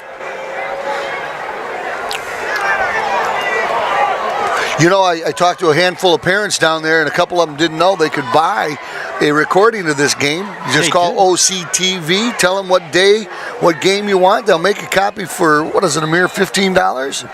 10. Who's going to give me five? Who's going to five? No, the $10, you can't beat it. These seniors get to play it at their graduation. Caleb Tabor running hard. Nice job, Caleb. I like that young man. Running hard there. Got about a 5-yard gain. And that's just a junior. He's only going to get better. We didn't see him in the Romeo game. We've only covered 2 games. This is our second one. But I'm wondering how he did the other games. He was very influential in the Lake Orion game and played well against West Bloomfield. Keeping the balls, Carpenter over the right side. Number 2, Jim Carpenter with the keeper. About a 2-yard gain on the play. Looked like he might have had some room to flip it out to Tabor. Third down and 4. 3rd and 4. Ball spotted on the 40-yard line. Wildcats need to just get it to that 35-yard line for the first down. Actually, the 36.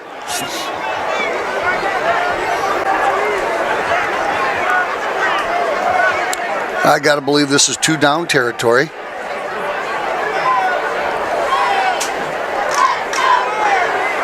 It's number 5, Miller in motion. Handoff right side. Tabor stacked up at the line. Does a nice job getting over the line of scrimmage, but boy, there was a lot of Southfield guys there. That's maybe number 30, Sanders. No gain on the play. No gain. So, no gain on the play. Wildcats will go for it here on 4th down. Ball at the 40-yard line. Look for him to roll to the left side here with an open field. Carpenter's done a real nice job of getting around the edge. If they can get that thing sealed. Here comes Miller coming around this edge. Look out. Wide open throw. Just thrown short. Caught though. Nice adjustment. Well, by number nice 6. job by number 6. That's Kornberger. Kornberger's been on the edge all night long. Had a couple of them he just missed. Boy, that ball was a wounded duck up in the air. But Kornberger, there was a defender coming right at him, and he hung in there, concentrated nicely, and made a great catch. 1st and goal for the Wildcats inside the 10-yard line, or on the 10-yard line. The 1st and goal from the 10-yard line. In the stat book, that'll look like Carpenter threw a laser. Okay, nice catch. 1st and 10, ball on the 10. Handoff, roll out. Number 2 throws the ball. It's nearly picked off. Oh, number 90's going to see that one in his sleep tonight. Number 90. That's Jaden Davis. Southfield Davis. Well, he might not have been able to sprint for a touchdown, but he would have stopped one. Carpenter shaking up a little bit on the play. That's what I was thinking. You know, I think he's been getting hit quite a bit, JR. He's a tough kid. That isn't going to... Southfield has been tough. That line is fast. Yeah, he's limping quite a bit. Handoff Tabor, right side. Tabor spins, gets inside the 8, down to the 7. Now, this is a little bit different situation than we were in a little while ago. We're in pretty makeable field goal range, and you make this field goal, you're up 2 scores. So I don't know if this is quite 2-down territory, but Wildcats will be looking to get it in the end zone right here. And with Carpenter banged up a little bit, see it to the call here. Carpenter scored the first 2 touchdowns for the Wildcats. Pitches the ball out. Caleb. There he goes. He got it. Reaches out. Touchdown. Touchdown, Wildcats. Caleb Tabor. Nice run. Did you see the pitch? I did. That was not a conventional pitch because the defender was right there. Smart play by Carpenter. Pitched it over the defender. Caleb stayed with it, made a nice catch, put his head down, and really bowled into the end zone. for the last 2 yards. Nice job, Tabor. And a better job that was made by Drew Carpenter. Nice job right there.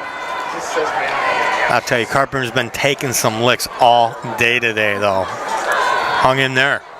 And Miller's perfect today. Now, Wandry's the backup quarterback, number 7. So the Wildcats extend their lead to 21-7 with 6:49 to go here in the third quarter. You know, they took over with really great field position, but Coach Raleigh made a great call on 4th down. They executed it, got the first down, 1st and goal, and they put it in the end zone, did what they needed to do. Well, that's exactly what you want to do with your first possession of the second half. No question. Well, you know, the Southfield team, you know, they played, and they have a 2-1 record coming in, so I don't know who exactly they've played yet, but they certainly look a little out of sorts tonight. I don't know whether or not it's the blue turf or the Wildcats are just really handling them well. I'm really impressed with the way that the Oxford team has really handled it, because this game isn't as close as the 21-7 score indicates in my mind. No. Defense has really had their way with Southfield. They've only had a few first downs on them. They've been very tough. A few sacks, quite a few. Drew a lot of penalties, helping them, you know, force them. Those penalties have really hurt Southfield, and we talked about it in the warm-up that they were somewhat undisciplined in years past, and still are. Now, I had read somewhere that the Wildcats are now ranked in the top 10 in Oakland County. Nice bounce. Number 12. Nice job right there. Who was that? Vaquero again. Vaquero again has made play after play on a special teams that time. Vaquero. You got him? Joey Vaquero with a trip up. He made a tackle earlier on a punt that was pretty awesome. And then you saved a touchdown on another play. Yep. So, and then on the defensive backfield, he did some really nice work making up on a pass and knocking the ball out of the air when a defender was right there. So nice job by Mr. Vaquero. Met his mom, Gina, in the intermission. Oh, did you? Yeah. Danny's a builder here in town, his father. 6:45 to go. Wildcats up 21-7, third quarter. Southfield with their second possession of the second half. Looking to throw the ball out to number 2. Nice spin move for a first down. Vaquero on the tackle. Now that is the nicest looking pass I've seen them do today. Broden on the reception. That pass completion was good for a Warriors first down. So the Wildcats defense needing to answer the call here. 6:30 to go. Running straight ahead. Number 24 on the carry. That's Robertson. Anthony Robinson, the ball About carrier. 2 yards on the carry. Nice job by the defensive line. Number 53, Evan Browning. Number 54, Sam Browning and Barrett on the tackle. Second down and 7. Browning made the first tackle of the day of the game, and what a tackle it was. Yes, he hit that. We heard it all the way up here. They have stayed away from him the rest of the way. Another pass play, little curl. Route to number 1. It's a first down. Tackle made by Muir. Number 6, Anthony Robinson, pass completion. Number 1, Cameron. That's McEvans. Cameron McEvans on the reception. Muir, first down with that pass completion. So Wildcats need to tighten up that defense on the ends. 46-yard line.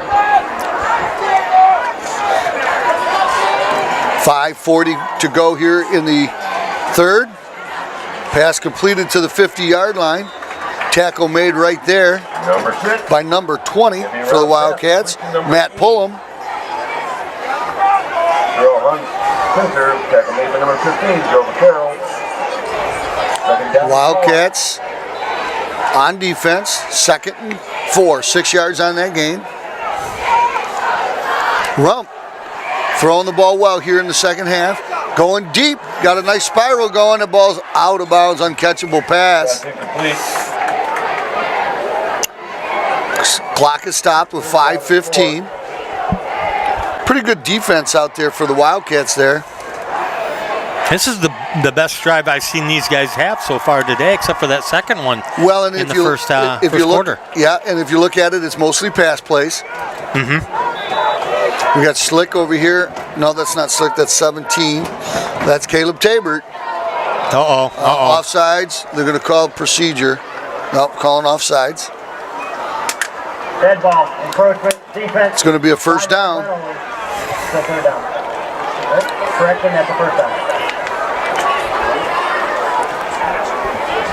So Southfield finding a little rhythm here. Southfield A&T Warriors. And they're going to line them up at the about the 48 yard. Nope, 44. Running straight ahead, number 24. Robinson. Boy, he is really, they're a little fired up out there, is Southfield. Thought they had him stacked up with about a 4-yard gain, and he just kept pushing. If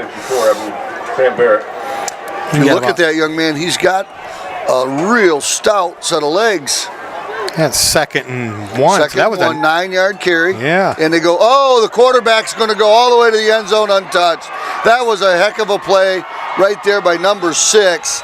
Anthony Rump sold the run play into the line. Everybody bit.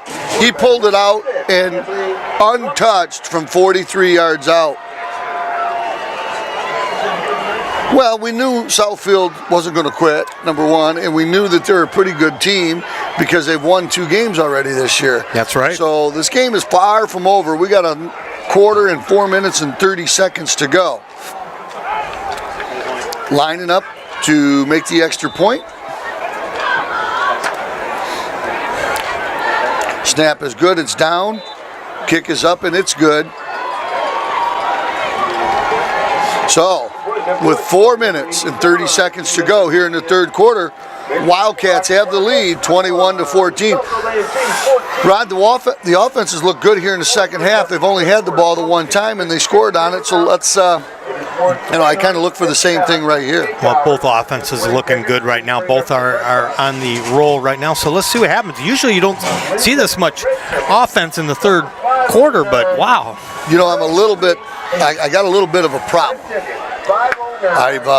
We've talked about these Spankies 2 or 3 times, and now I'm going to probably stop and get one on the way home. So I just have to call from the press box and tell them we need one ready to go and stop and pick one up. Well, I used to work for Ford Motor Company. I remember talking to the guys that got transferred to my shop, and they were up at Utica, and they said, you got to try the Spankies. And so I heard about these guys a long time ago. Yeah. And I think the Utica plant is not as busy. It might have closed down by now. So I think they moved out here, and I am so glad we got them. That used to be a very busy plant out there in Utica. A lot of Ford plants out that way. 21-14, 4:30 to go here in the third quarter. Well, Oxford about to get the ball back. Southfield just had a nice scoring drive. Kickoff right up the gut. And you know who that is? Tabert? Yep. I'm telling you, the guy's got speed. I want to see him in the open field and watch him burn. Strong wrestler as well. Tough kid. Got to be tough in his family. There's 6 boys. They got to fight for food. You know how that is. So, 4:24, Wildcats going on offense with their second drive of the second half. I like the way he ran for that ball. He went right in between his players. He said, I want this ball. 1st and 10, Cats. Carpenter hands off to Muir. Muir's got room. Yeah, he does. Muir over the right side, puts his head down. Looks like he might have fumbled the ball. He recovered it. First down, nice run by Muir over the right side. Good tackling, and boy, they got great contain on that right side. Nice work by the Wildcats. 46-yard line is the spot. 1st and 10, Cats. 4:15 to go here in the third quarter.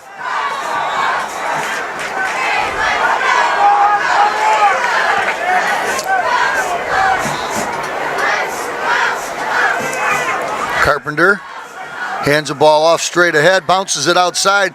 Believe that's Muir again. 46, Trent Muir, the ball. It was. They were ready for him that time, but boy, he bounced it. He just missed getting outside. 72, Perry Lewis. Numbers A loss of about 1. 3:40 to go, third quarter. Carpenter brings the play in. Wildcats offense looked pretty much under control here most of the second half. They've had some nice plays. I think we're going to see another football game this half here. Hey, Well, it gets down to do or die time. Rolling out here to his left, going to throw the ball. Incomplete pass. He was going for number 24. It's Liam Hillary. Again, that rollout and throwing that same way is very, very difficult. Clock is stopped with 3:18 to go. 21-14 lead for the Wildcats. Joe Miller comes into the game. Out comes number 46, Muir. Third down, 11 to go. Carpenter time. Same roll play. He's going to put it down. He's got room. It gets over the 50. He gets tripped up. Nice job by number 30, Tawny Saunders. But there's a flag on the play. The undisciplined play again by Southfield. Going to give the Wildcats a first down. It's a personal foul on number 7, Ian Brooks. I'm thinking it was a spearing, but let's see what he says. Personal foul. Defense. Illegal helmet contact. There you go, spearing. The end of the run. First down. First down, Wildcats. Now, right there, you know, the coach is just, what do? You're going to turn the ball, you're going to get the ball back in undisciplined play. oh my goodness, Just look at going this. to give the first down to the Wildcats. When they look at that on the film, that young man's going to be upset with himself. No question about it. I'm sure he meant no harm. So Trent Muir has the deep back. Schlick is the up back. Muir cuts it back, trying to break some tackles, carrying number 30. He carried number 30 for 2 yards. That's Sanders he carried. But boy, Muir is just a determined young man out there tonight. Carried him for about 3 yards on his knees. That's a strong player out there. That's a strong player. Muir hasn't scored yet tonight. He scored in all 3 of the first 3 games. I'm sure he wants to keep that streak alive. Carpenter, 2nd and 8. Oh, dangerous play. Oh. It's going to work out. There's a flag on the play. I don't like where that flag's at. It looks like it might be offensive holding. But I'll tell you what, Carpenter was hit. He was going down and he pitched it out to Tabor. It looked like it was almost an illegal flip out, but that was not the flag. Let's see what the flag is. Holding. Offense. 10-yard penalty from the spot of foul. Replay second down. All right. Not too bad. Well, you had a first down there, so you're giving that back, so you don't like that. So it's going to be a 2nd down and 10. Yeah, you never like to give a first down back, especially when you're in your opponent's end of the field. It's the first big penalty of the Wildcats game. It really is, isn't it? Yep. The others have been minor. 2nd and 10, 2 minutes, 3rd quarter. Wildcats left side. I believe that was Tabor. Number 17. Running hard, got a 6-yard gain there, makes this a very manageable 4 yards. And I would say you're in 2-down territory right here. Saunders. 3rd down and 5. Look for Carpenter to roll and give him a pass run option.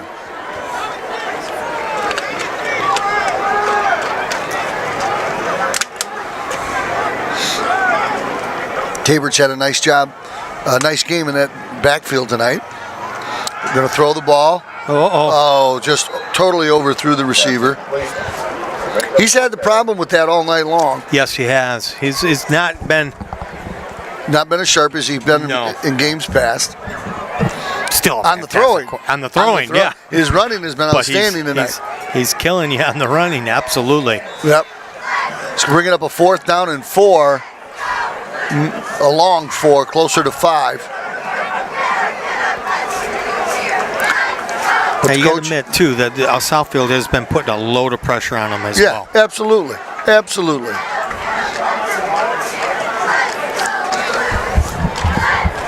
So Wildcats line up. Looks like there's going to be a timeout here on the field. Southfield's calling a timeout. Yeah, they must have saw something in the lineup. So tell me a little bit more about what's happening on OCTV these days. Well, like I said, we've been covering the fall sports. It's been fantastic. Oxford sports this is one of the greatest seasons that we've had for sports doing well. They are amazing. So we're doing real well there. At the beginning of the game, I did want to mention we did a little moment of silence for Brandon Andrews, who passed away, and I don't know if we got it on camera, but we took a moment of silence here at the field. He passed away yesterday, and we want to wish him and his family the best. Yeah, and you could have heard a pin drop in here, and I think maybe the Wildcats are playing a little tougher for him today, and to lose anyone to cancer is rough, but a child, no child should have to go through that kind of thing.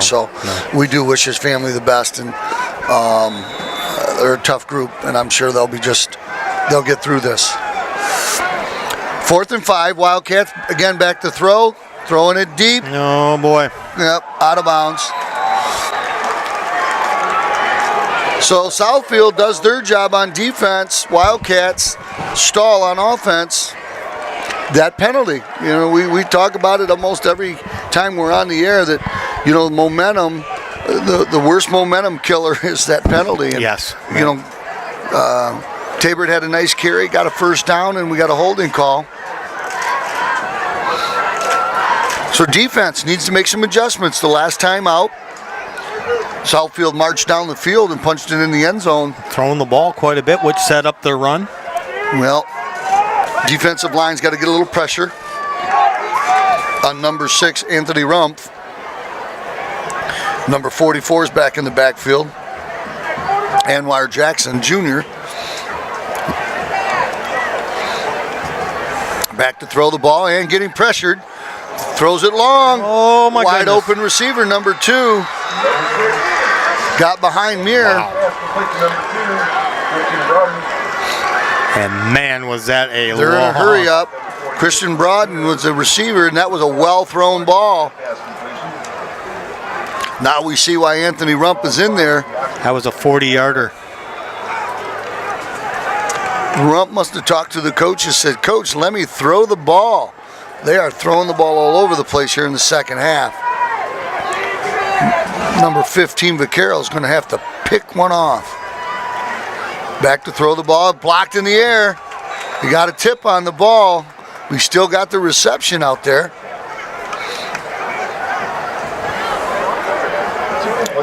Nice job by the right side of that defensive line. Got in there, got their hand on it, just didn't knock it out of the air.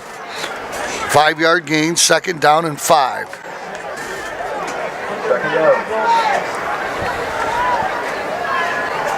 Rump back to throw again, going deep into the end zone. Nice job, nice defense right there. Ooh. That was an incredibly well thrown ball right over the defender's head and into the hands of the receiver. I guarantee you will tell you he should have caught that ball. I think they're picking on our defensive backs here. We're going to have to get a little pressure on 3rd down and 6. Watch it. Oxford believes it was a procedure call. And they're going back to Southfield. So that'll be a 5-yarder. False start offense. 5-yard penalty. Still 3 down. 2nd down or 3rd down and 10. Big play here for the Wildcats. Southfield has moved the ball very well here in the third quarter. With 14 seconds to go, the Wildcats need a stop. Southfield using their speed on the outside. Wildcats have had a hard time staying with them. Rump dropping a little bit deeper here. Hands the ball straight ahead to number 44. 44 has got room. He gets the first down. A nice tackle there, trip up. Good read by the quarterback, Rumpf. 37, Austin Schlick on the tackle. He might have went the distance. If he doesn't make that tackle. First down, Warriors. Warriors looking for the get even score here. Number 44, Robeson with the carry again. That's going to be the last play of the third quarter. Wildcats maintain the lead, 21-14, but they're holding on for dear life as the Southfield Warriors are on the move. We're going into the fourth quarter. This is winning time. I'll tell you what, it's a different team this half, JR. Well, Southfield has definitely come out. They believe they can throw the ball. They're gaining confidence as they go. And Wildcats are getting a little bit of pressure on the quarterback, but he's doing a good job handling it and getting the ball out. Now, they didn't throw the ball hardly at all in the first half. No, and again, I kind of figured they were setting something up, but this whole second half I think they've ran the ball about 4 times, and everything else has been by the pass. So the Wildcats got to tighten up on those receivers. They got speed, so we got to respect the speed. And we got to put a little pressure on the quarterback and not give him so much time. Yeah, I think before this said and done, somebody might just pick one off. But Carroll's done a nice job all night long. Let's see if we can get one. So one of the trademarks of Oxford football is well-conditioned, and tonight's going to be one of those nights. It's been warm. It's very, very comfortable now, but it has been a warm night, and in these early part of this game could have wore some of these guys out. So let's see how this thing ends. Been an exciting ball game nonetheless. 21-14 Wildcats started the fourth quarter. Southfield with the ball, and they have been moving it in the air.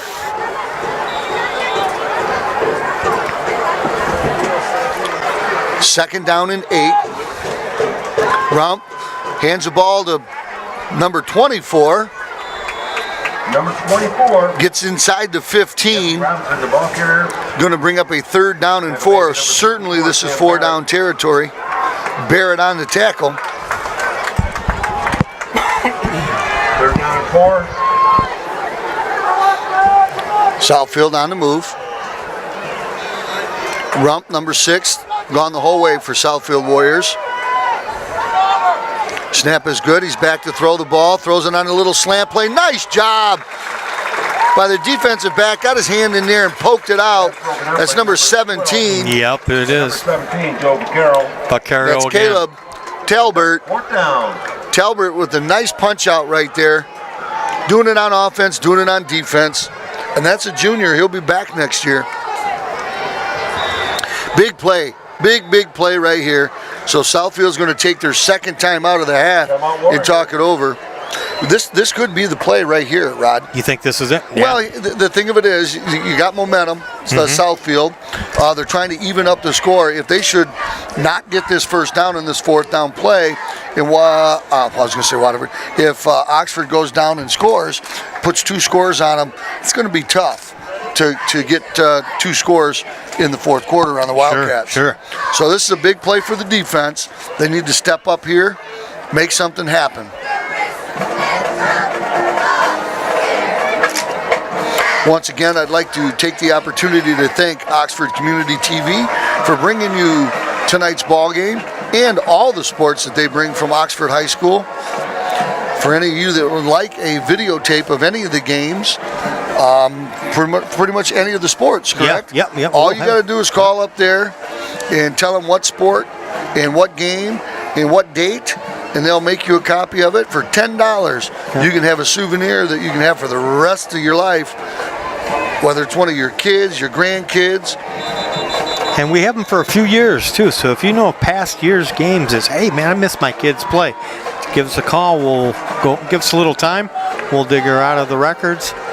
It's really hard to find it on YouTube. It's on there, but good luck finding it. If you can't, give us a call. We'll find it for you.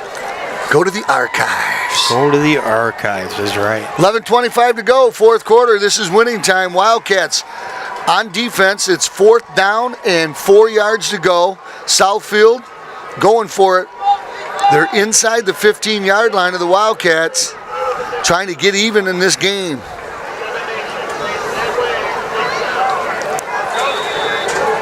Number 6 Rump back in the shotgun. We got number 17 moved out here on the end. And that might be the break we're looking for. Saunders Carter. That is huge. That's a big, big, big mistake. And again, I don't want to belittle it, but the discipline it takes to win, Southfield just seems to be shooting themselves in the foot. So now they're going to shoot for a field goal here. Field goal. And I have not been impressed with the kicker so far. And this is going to be it's going to mark it at the 27-yard line. 10 yards for the end zone. That's a 37-yard kick. Snap is good. Placement's down. It looks like it's short. No good. Wildcats defense with a little help. Well, hang on. Is there a flag? Running into the kicker. Defense. 5-yard penalty. Oh, boy. Well, here we go. No. It's a 5-yard penalty. It doesn't give them a first down, so we're going to be back to 4th and 4. Offsetting 5-yard penalties.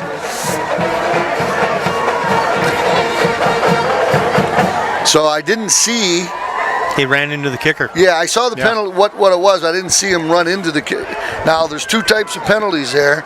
If you get him when he's got his leg extended, that's a personal foul in 15 yards. So this one was a little more inadvertent. So, okay, well, here we go. Now we're back to where we were.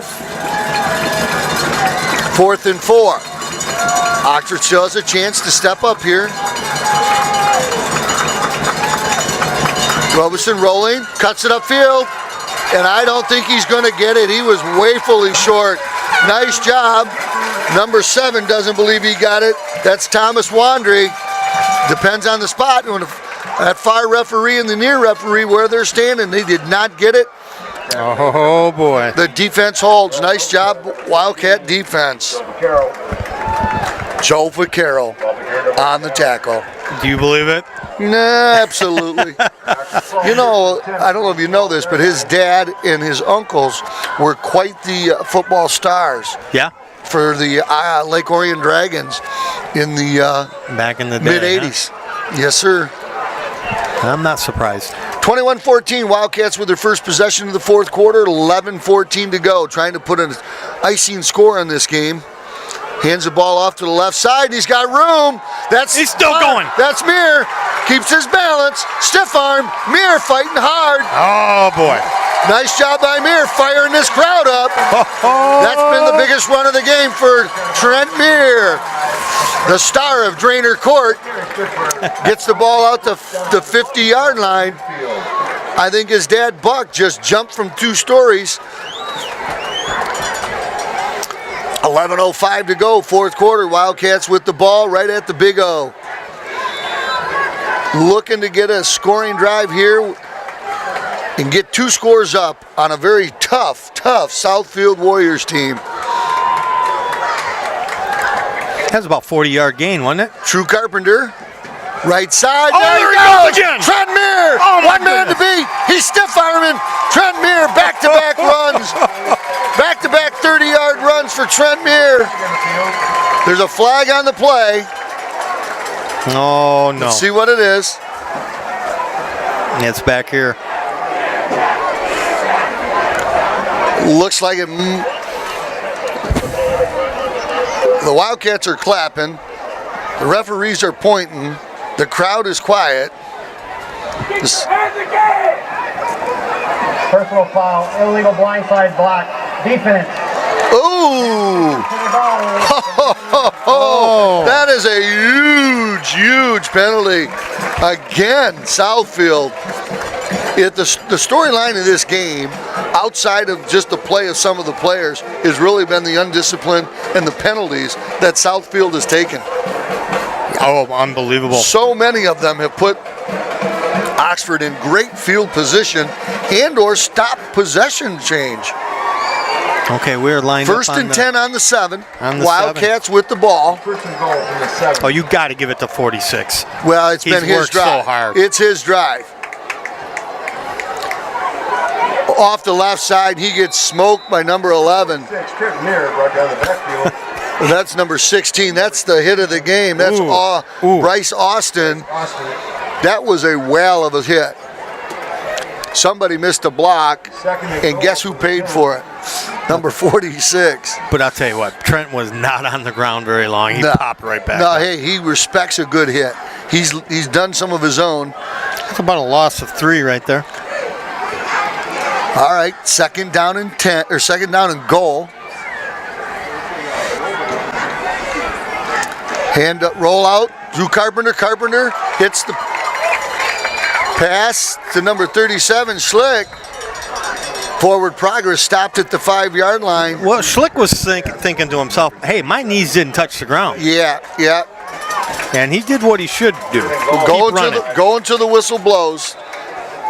10-minute mark. Fourth quarter, Wildcats up 21-14 with the ball on the 5-yard line. It's third down and goal. They need to get up 2 scores, and a field goal here isn't such a bad gig, but they're going to want to put it in the end zone right here. And we've talked about it before. What happens when number 46 is around that end zone? He smells that goal line. Powerhouse right, hands the ball to 46. He got it. And in the end zone. Got it. He smells and the he score. earned it. That was his drive. I think Oxford took over on about the 10-yard line. 2 runs, got it down to about the 10, both mirrors, and then he capped it off with the last 5-yard drive. Nice job, number 46, Trent Mears. That's it. Just all you got to do, Trent, is just run 80 yards every time. Absolutely. 3 runs for about around 80 yards. What a drive that was. Well, and again, what testament to the young man's character. He had a little mishap earlier in the game, and boy, he just determined to put that behind him and did a great job doing it. Oh, he's had a great game. He's had a great game. Oh, the kick is blocked. So the Wildcats hold on to a 27-14 lead with 9 minutes and 29 seconds to go. I go back to it again. The Wildcats would have had the ball about the 15-yard line, and or maybe close to the 20, and just an undisciplined play by a Southfield player. I'll tell you, you wonder what the score would be if half of those flags weren't there. Yeah, absolutely. It would be a little bit closer game, no question.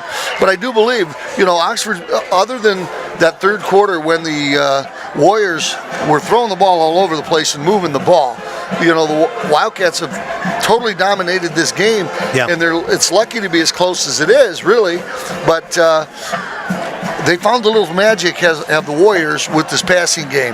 Yeah. So the Wildcats just need one more good stop and one more score to get up 3 scores, and I think this one's in the bank.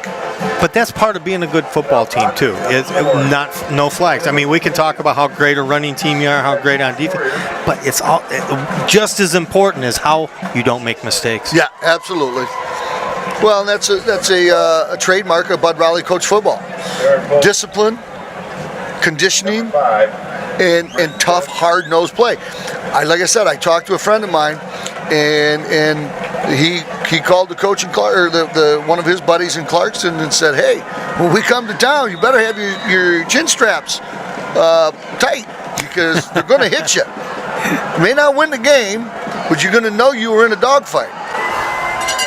Boy, we've been doing this all day with punts. Yeah, they want to probably keep that in bounds, but they're going to give the ball up on the 35-yard line. Now, I don't know if that's because they can't kick it deep or because it's just a tactical plan. Because they have not really done any traditional kickoffs. No, not one today. No. Hey, boy, we've had some outstanding kickers here the last few years, going back to Versteeg and even before that. So 1st and 10 for the Southfield AT Warriors. They trail 27-14 to our hometown Wildcats. 4th quarter.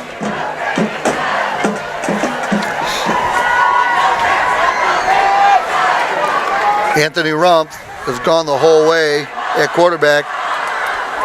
Going to have to ice his arm after that 3rd quarter. He threw the ball all over the place. Run over the right side Number 3. for about 4 yards. Franklin carries the ball. Leon Franklin on the carry. Tackle made by number 37, Austin Slick. And number 54, Sam Barrett. Slick and Barrett on the tackle. Hurry up offense by Southfield.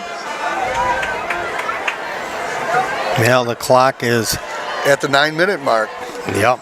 Back to throw the ball. Being pressured. No. Overthrown.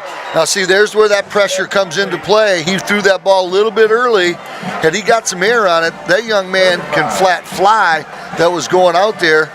And he was running right by Mir. And I can't see the other number there, but that had some air on it. Yep. They had a chance, but because of the pressure, he didn't have a chance to wait and let it happen. So here we go, 3rd down, 5 to go. Southfield's getting into desperation point. They may have to go for it here on 4th if they don't get it. Snap's good, back to throw the ball, little curl route, incomplete. Incomplete. It's going to be a 4th down. And now, Remember that block punt thing I was talking about? Are you calling it now? I need it. I gotta have it. You got to have it? It's like a spanky. On the ride home, I gotta have one. I gotta have one. Oh, that would be nice. I'll tell you what. The that would spanky be or the really, block punt? Both. Oh, there you go. Both. There you go. Yeah. Tell you what, if they block the punt, I'll buy you a spanky. Now we talking? Now we talking. Now, let's go, Cats. This cat's hungry. 8:51 to go. Oh. He got it off. Nice boot. Fair catch called for by Mir. Nice job. Gosh, that kid is. So the Wildcats will take over with solid field position. The ball spotted on the 26-yard line. Looking for a Bud Raleigh type drive here with 8 minutes and 44 seconds to go. They can put this one in the books with a score. And pretty much a score, maybe run 6-7 minutes off the clock. Field goal, whatever they need, whatever they get, we'll take it, put this one in the books. Caleb in the backfield, I believe it is. That's an illegal substitution, I think. Let's see. And again. Dead ball. False start by the Cats. 5-yard penalty. Go first down. Oh, just on us. Well, they had a guy come in late. I think we jumped a little bit.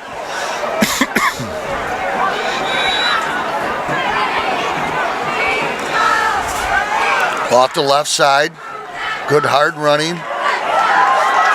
Wait a minute. Where is he? How'd that ball get out there? Who is that? Holy cow. That's number 17. That's Caleb Tabor.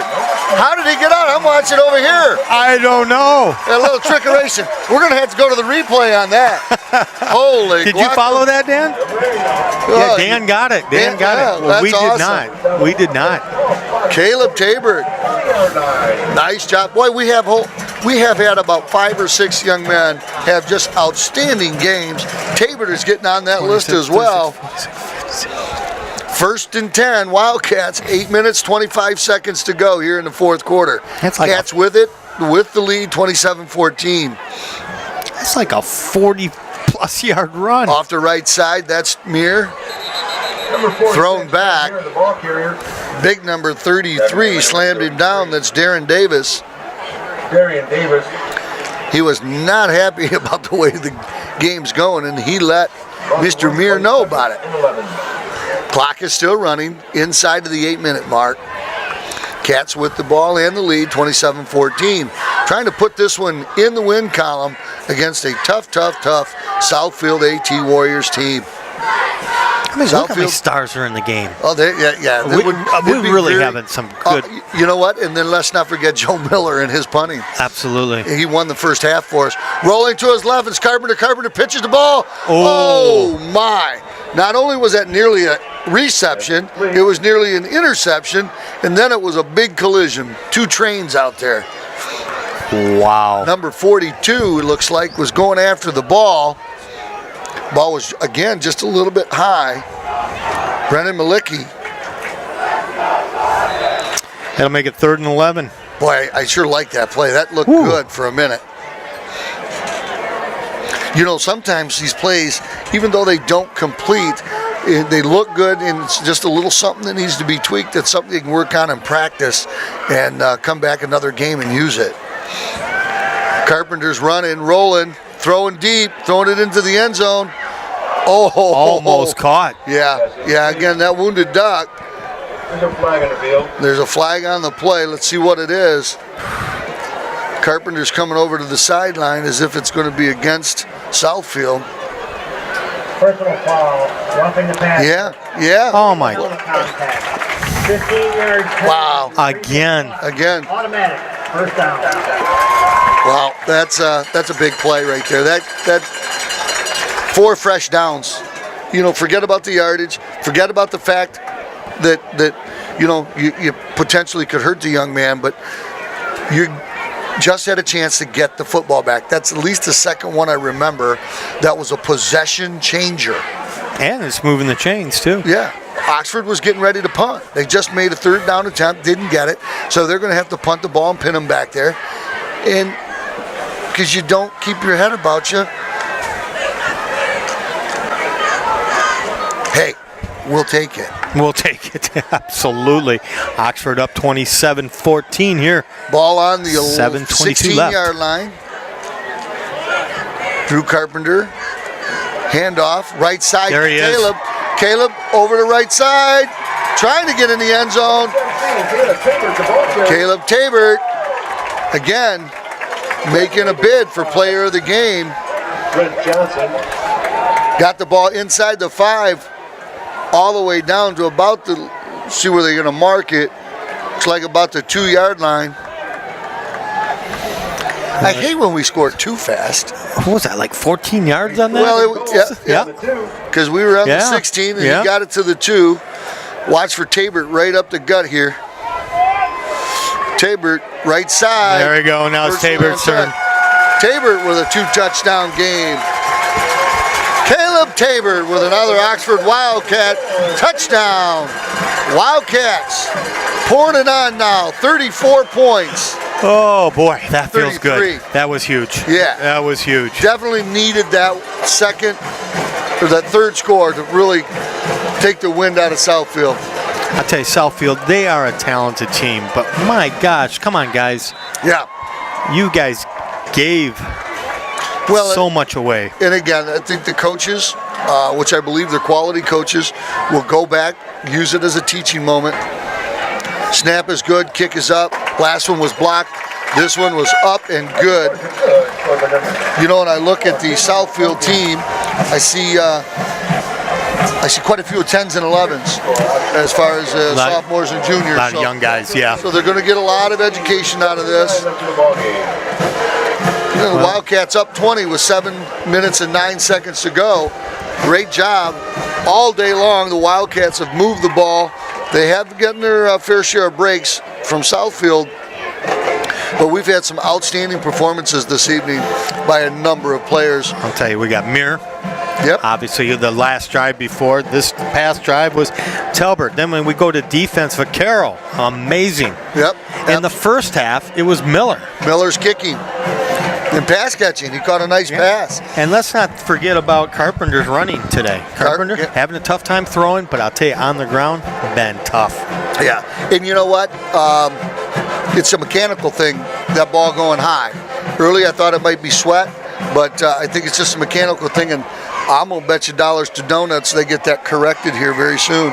And when they need it, that pass play is going to be there for them. I'll tell you, Romeo game, he was spot on. Right. I mean, what a laser, what an arm. He just amazed me. So let's see what they do here. They've kicked the ball into the ground just about every time. They're going to do it again, I would assume. They did. And right up front. Ooh. Covered by the Warriors. Covering the kick, number 32. Nice job by number 32 covering that ball up. And they got themselves some good field position this time. That's Jordan Crawford. Ball at the 48-yard line of Southfield. Clock is at 7:07. Southfield needs some points in a hurry. Now they've got burners on the outside, and this young man Rumpf has looked really good in the second half throwing the ball. So they get a quick score here, maybe see what happens.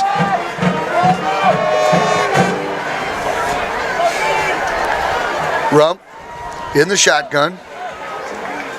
And we're going to see a lot of throwing right now. Yep. Nice job there by number 20. Keep everything in front of you. That's the game plan now. That's Matthew Pullum. About a gain of 3. Gain of about 3 yards. But that's what you want to do as a DB. Go ahead and let him make that little curl route. You want the clock to keep running. And he kept him in bounds. Didn't let him get out of bounds. Yep. Keep that clock running. Snap is good. Look at all the time. Got some time. Throwing deep. Got an open man. It's caught. And he's down short of the end zone. I'll tell you, they do have a nice weapon, that number 6 to that number 17. And that would be about a 45-yard reception. Yeah. And that's what you didn't really want to see happen is Southfield to be able to answer this drive real quick. So a little bit of a goal line stand here by the Wildcats. Big number 44 straight ahead. Wildcats pile him up. He's short of the end zone. All that does is keep the clock rolling, and that's just fine with me. Yep. No urgency on Southfield. Sure, a little bit later they might want some of these seconds back. Yeah. Still always been confused all day today. Haven't been quick on their getting their line set. Anthony Rumpf, big number 44. Jackson in the backfield. Hand the ball left side, Jackson. Look at this. Oh, Trent Meir, number 40. Well, that was 49. It looked like Gideon Sparks. And the clock's still running. Down by number 49. That's Sparks. Sparks did a great job on that one. Caught him in the backfield. And again, you're right, Rod, the clock is running. That is a huge thing right now. It's a huge thing. 3rd and 3. 3rd and goal from the 3.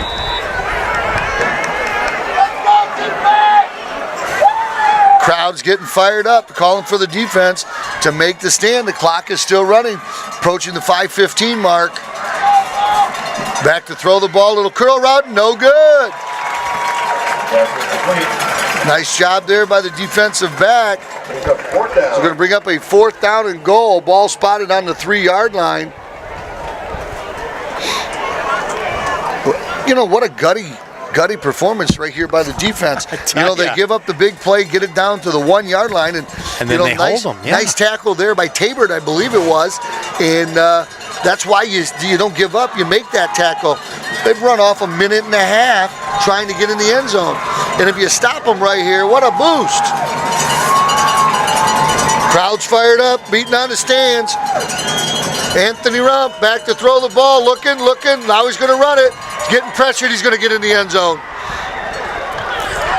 But nice job by Robeson. He putting pressure on the quarterback. Touchdown score by number 6.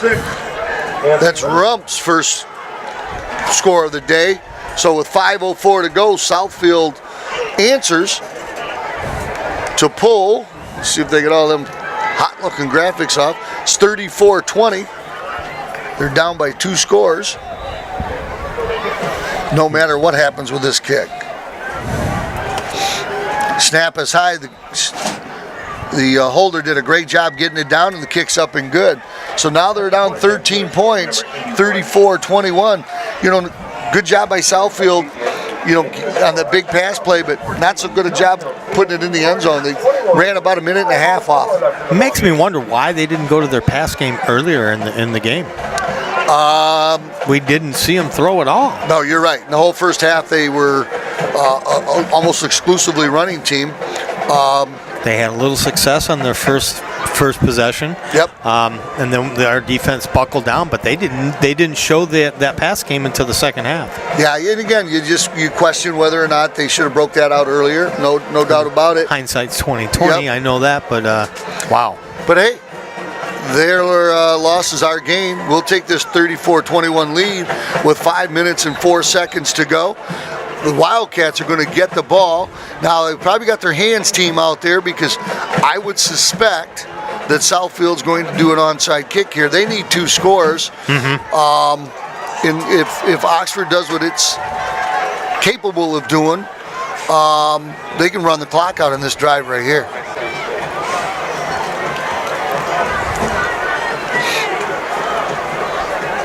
So lots of hands team guys out there today. On this kick, Vaccaro's out there. Huffnagel.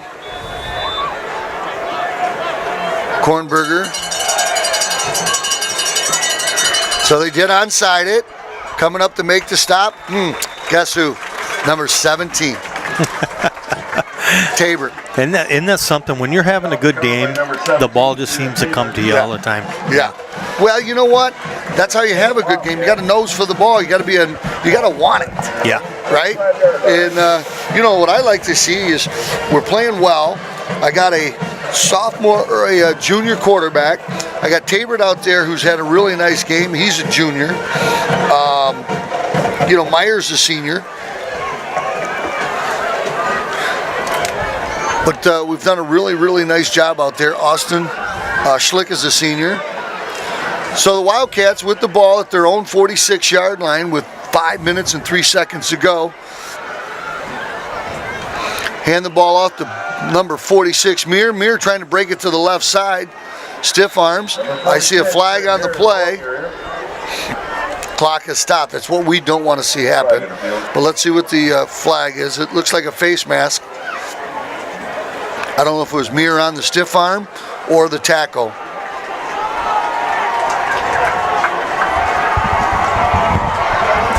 Personal foul, face mask, defense. 15 yards, Southfield. I don't know if we have an official stat, but it's probably close to 100 yards in personal fouls against Southfield. And unfortunately, I remember that from last year's game in the year before. Yeah, you did say it at the beginning of the game. So 1st and 10, Wildcats with the ball in Southfield's 39-yard line. 39-yard line with 4:44 to go, trying to put the winning and final score on this one. Now the clock is running right now. Clock is running. Heavy dose of Mir here. Roll out, little pitch, number 42. Look at him, big number 42. Says, I want to score 2. Big number 42. That's Brennan Melnicki. You know who the last one, number 42 was? That was Prescott Line. Yeah, it was, wasn't it? You sure was. Ball at the 5-yard line. Melnicki, nice run after the catch, and great job by Drew Carpenter, just kind of hanging in there and making the play. That's nothing like a 35-yard run, first run. Absolutely. So we got another flag on the field. Let's see what this is. 4:10, the clock is stopped. We almost scored too quick. Yeah. Yeah. Too swick, too. Too swick. Too swick. Too sweet.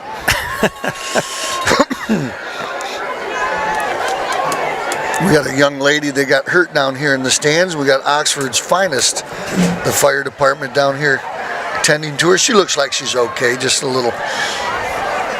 Oh, really? Yeah, she looks like she's going to be okay. Oh, I know that young lady. Hey, did your halftime guest show up? Yes, that's her. Oh. That'll be added to the kickoff. Result of the play is a touchdown. Touchdown, Wildcats. All right. So, Wildcats break the 40-point barrier.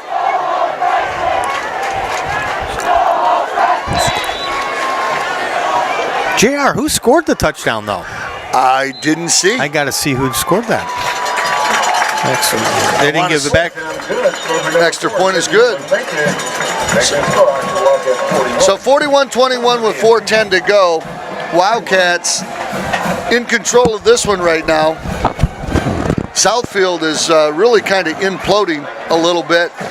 A number of personal fouls and untimely penalties have really hurt them all day long.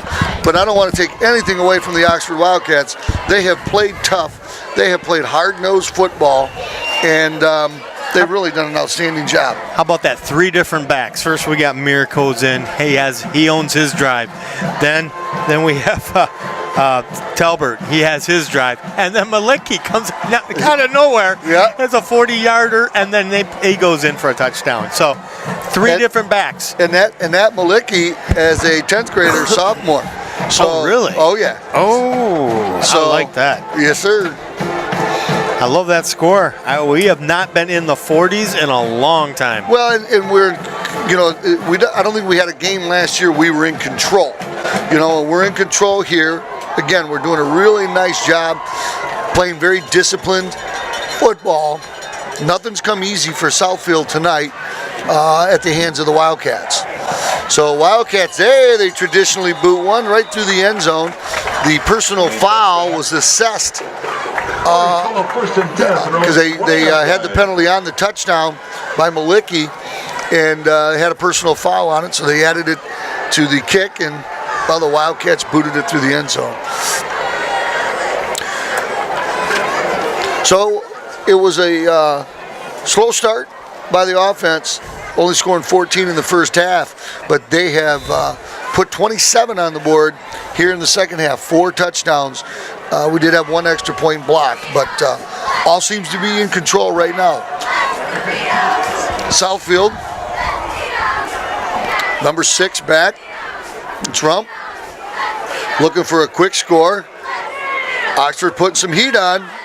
Uh-oh, I don't like that. I don't like that at all. Got a guy down in our backfield.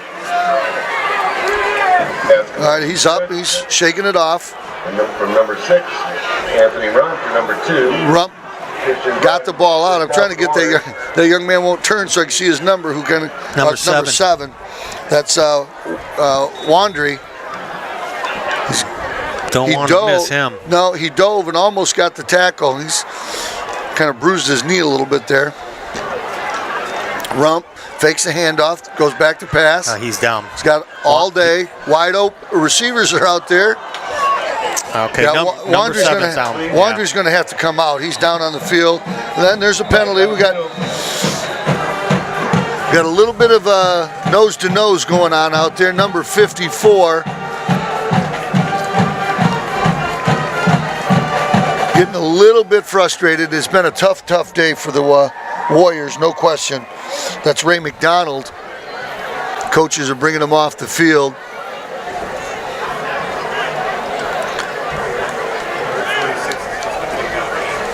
Trainer extraordinaire Andrew McDonald helping off number 7, Thomas Wandry. Penalties offset, second down. So second down and 10. Pass was incomplete. I do like the way that young man throws the ball downfield. He does so well. He's a junior, so he'll be back next year. I think a couple of our defensive linemen should go introduce themselves to him. Well, they've tried. I'll tell you, he's quick too. Yeah. He's quick. Yeah, he's got a lot of room to run, and he throws it and overthrows number 1. He had 15, if not 20 yards, if he just tucks that ball and runs right there. He looks at that on the film, he'll realize he should have did that because he could have got the first down and out of bounds. Now that's your young quarterback for you. You got to remember, he's a young guy. Those guys are monsters out there. Yeah. Well, they're hitting like real monsters. Yeah. Wandry looks like he's okay, just shaking up a little bit. I hope so. I'll tell you, that would be a loss. Thomas Wandry's a good ball player. Clock is stopped at 3:42, 41-21 Cats. Third down and 10 for Southfield. Good pressure by the Wildcats. They got him on the run. Austin Slick after him. He turns the corner. Nice job out there by number 6, Anthony Rump, getting around the corner and getting the first down. Good pressure by the Wildcats. Anthony Rump runs out of bounds at the midfield. Clock is stopped with 3:33 to go. 4th and 1. Oh, he stepped out of bounds a little early, so 4th and 1. 4th and 1. Straight ahead run for the first down. Southfield maintains possession. Clock stops. Number 3, Deanne Franklin, the ball carrier. That clock stops so they can move the chains. Number 42. They had a big pile down there. Number 3 lost his helmet. He's got to come off the field. That's the third helmet that's fallen off the Southfield team. Is it the same player? No, twice it was, but that time it was number 3. So I don't know if they're not strapping them on properly or trying to be cool and only snapping 1 snap instead of 2. So we need that clock to get running. 3:21 to go. Cats up 20. Lots of changes here by the Wildcats. Big number 53 going in. That's Evan Bruning. Timeout by the Wildcats. Didn't like the defensive line, but well, doesn't Bud look good? He does. I mean, he does. You know, he goes to school every day. He works with the kids in the lunchroom and in the morning for breakfast. And he's slim. He looks good. Yeah, he's walking good. He's had all those, got his knees replaced, and he looks good. I saw him. Like I said, I saw him this morning. He looks happy too. Yeah. You know, I like to see that. He's worked hard, and I wanted him to have a good team here. Yeah, he's 2-1 coming into this game. He beat the crosstown rival Lake Orion Dragons convincingly, and Romeo in the opener. Yeah, so he's had a couple of real what they would call signature type of wins, and very happy to get rolling, especially off such a frustrating season last year. So. Hard not to be happy. Yeah. So well, yeah. Sometimes it takes those rough years to appreciate the good ones. Exactly.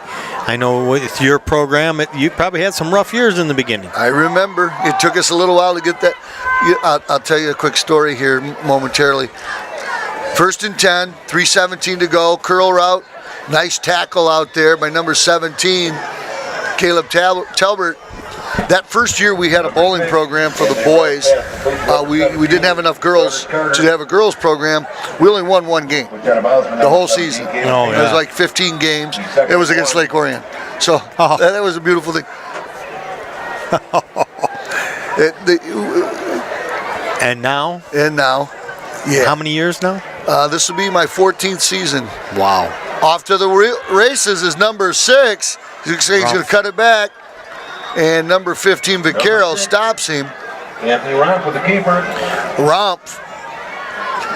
Again, this offense for Southfield looks so much better when they're in the back, in the passing attitude. Yeah. And then when things break down, Rump has good speed and then does a good job moving around. Boy, he's one heck of an athlete, I'll tell you. He does throw well. He runs very well. He moves around in that pocket. First and goal for Southfield. Unfortunately, they've made a lot of mistakes, and his talent is not able to pick up. Here we go. Nice pitch. We got flag on the play. I'm going to say it's holding. That's exactly where holding would be called most of the time.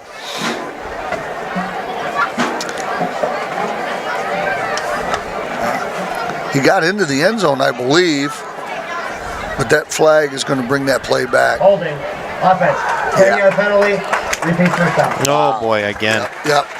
Not that the game is on the line, but you got to play every play like the game is on the line, because somewhere down the road they're going to be in a tight contest and they're going to need to execute. If you can't execute now when you're down, when the game's on the line, you're not going to be able to execute. So they need to keep working. 2:45 to go. Clock's running. Southfield 1st and goal from the 15-yard line. Back to throw the ball into the end zone and dropped. Nice defense out there. That was a nice thrown ball, I'll tell you. Yeah. It was tough. They are picking on number 17, Caleb Tabor. Now, the way this defense has played all year, I'm a little shocked that we haven't picked one off. 15. Second goal, ball spotted on the 15-yard line. 2, 3, 4, ready, left to go. Cats up 41-21. Back to throw the ball is Rump, throwing on a crossing pattern. What a laser. He just blasted that one in there to number 17. Number 6, Anthony Rump pass complete. Saunders Number Carter. 11, Jeremiah Piper for Warriors touchdown. Yeah. Yeah, number 17, was that 17 or 11? I think that was 17. They got number 17, Saunders Thank you. Carter for the He just heard you. Yeah.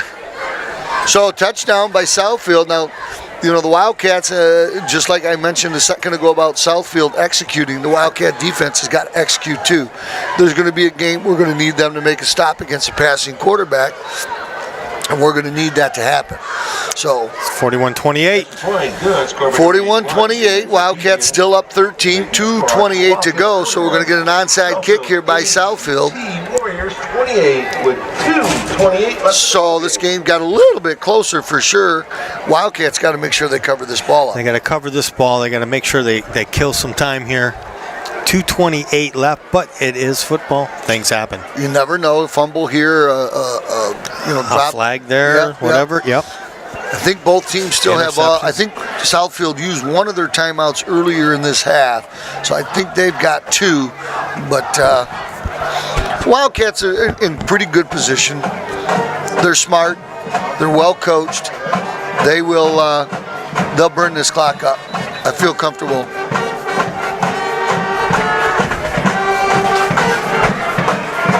Ladies and gentlemen, I got to tell you, if you do not come see a football game at this wonderful, beautiful stadium, you're missing out.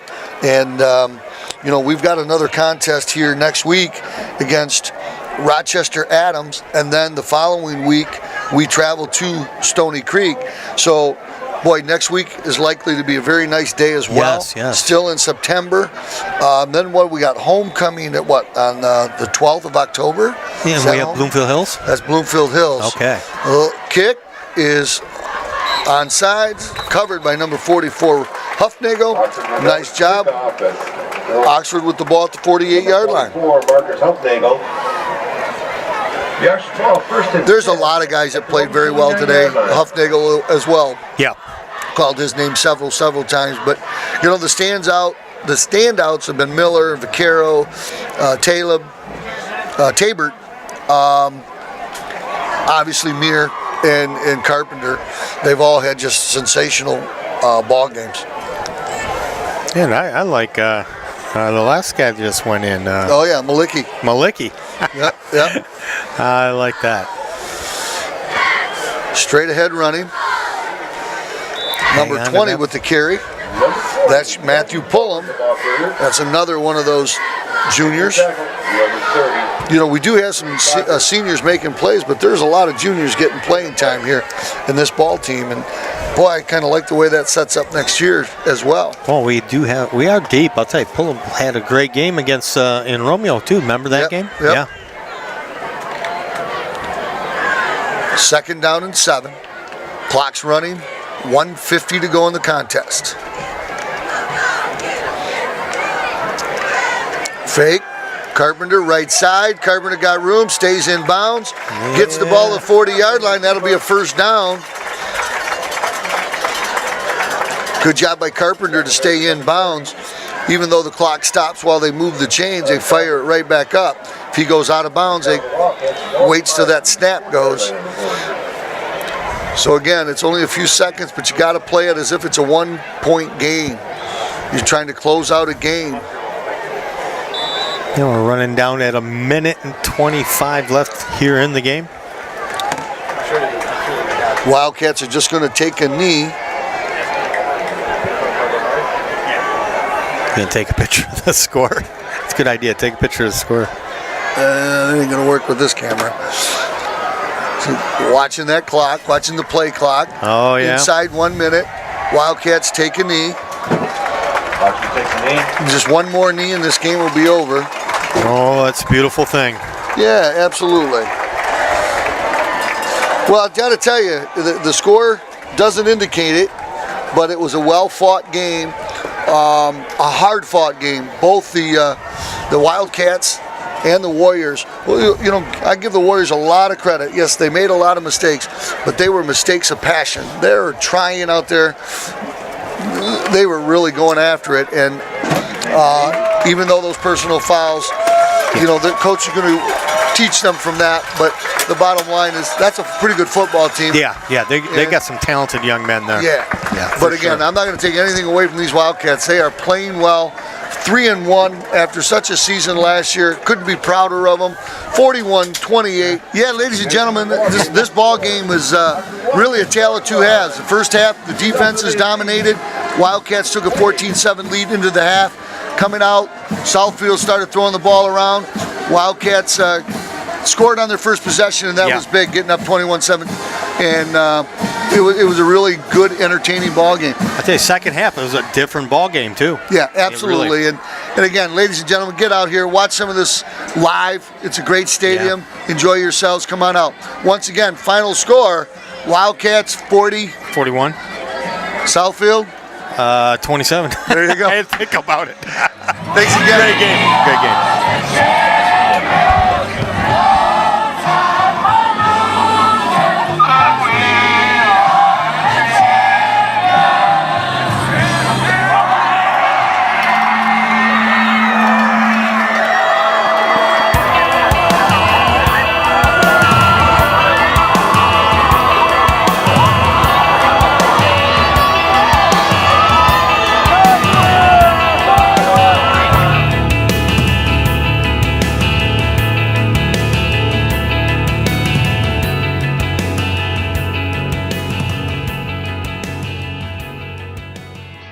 Today's game was sponsored by Vendetti's Pizza and Pasta. Now this is pizza. Vendetti's is having its 50th anniversary. Great friends, great pizza. Call Vendetti's right now, 248-628-1540. And don't forget to ask for a famous Spanky.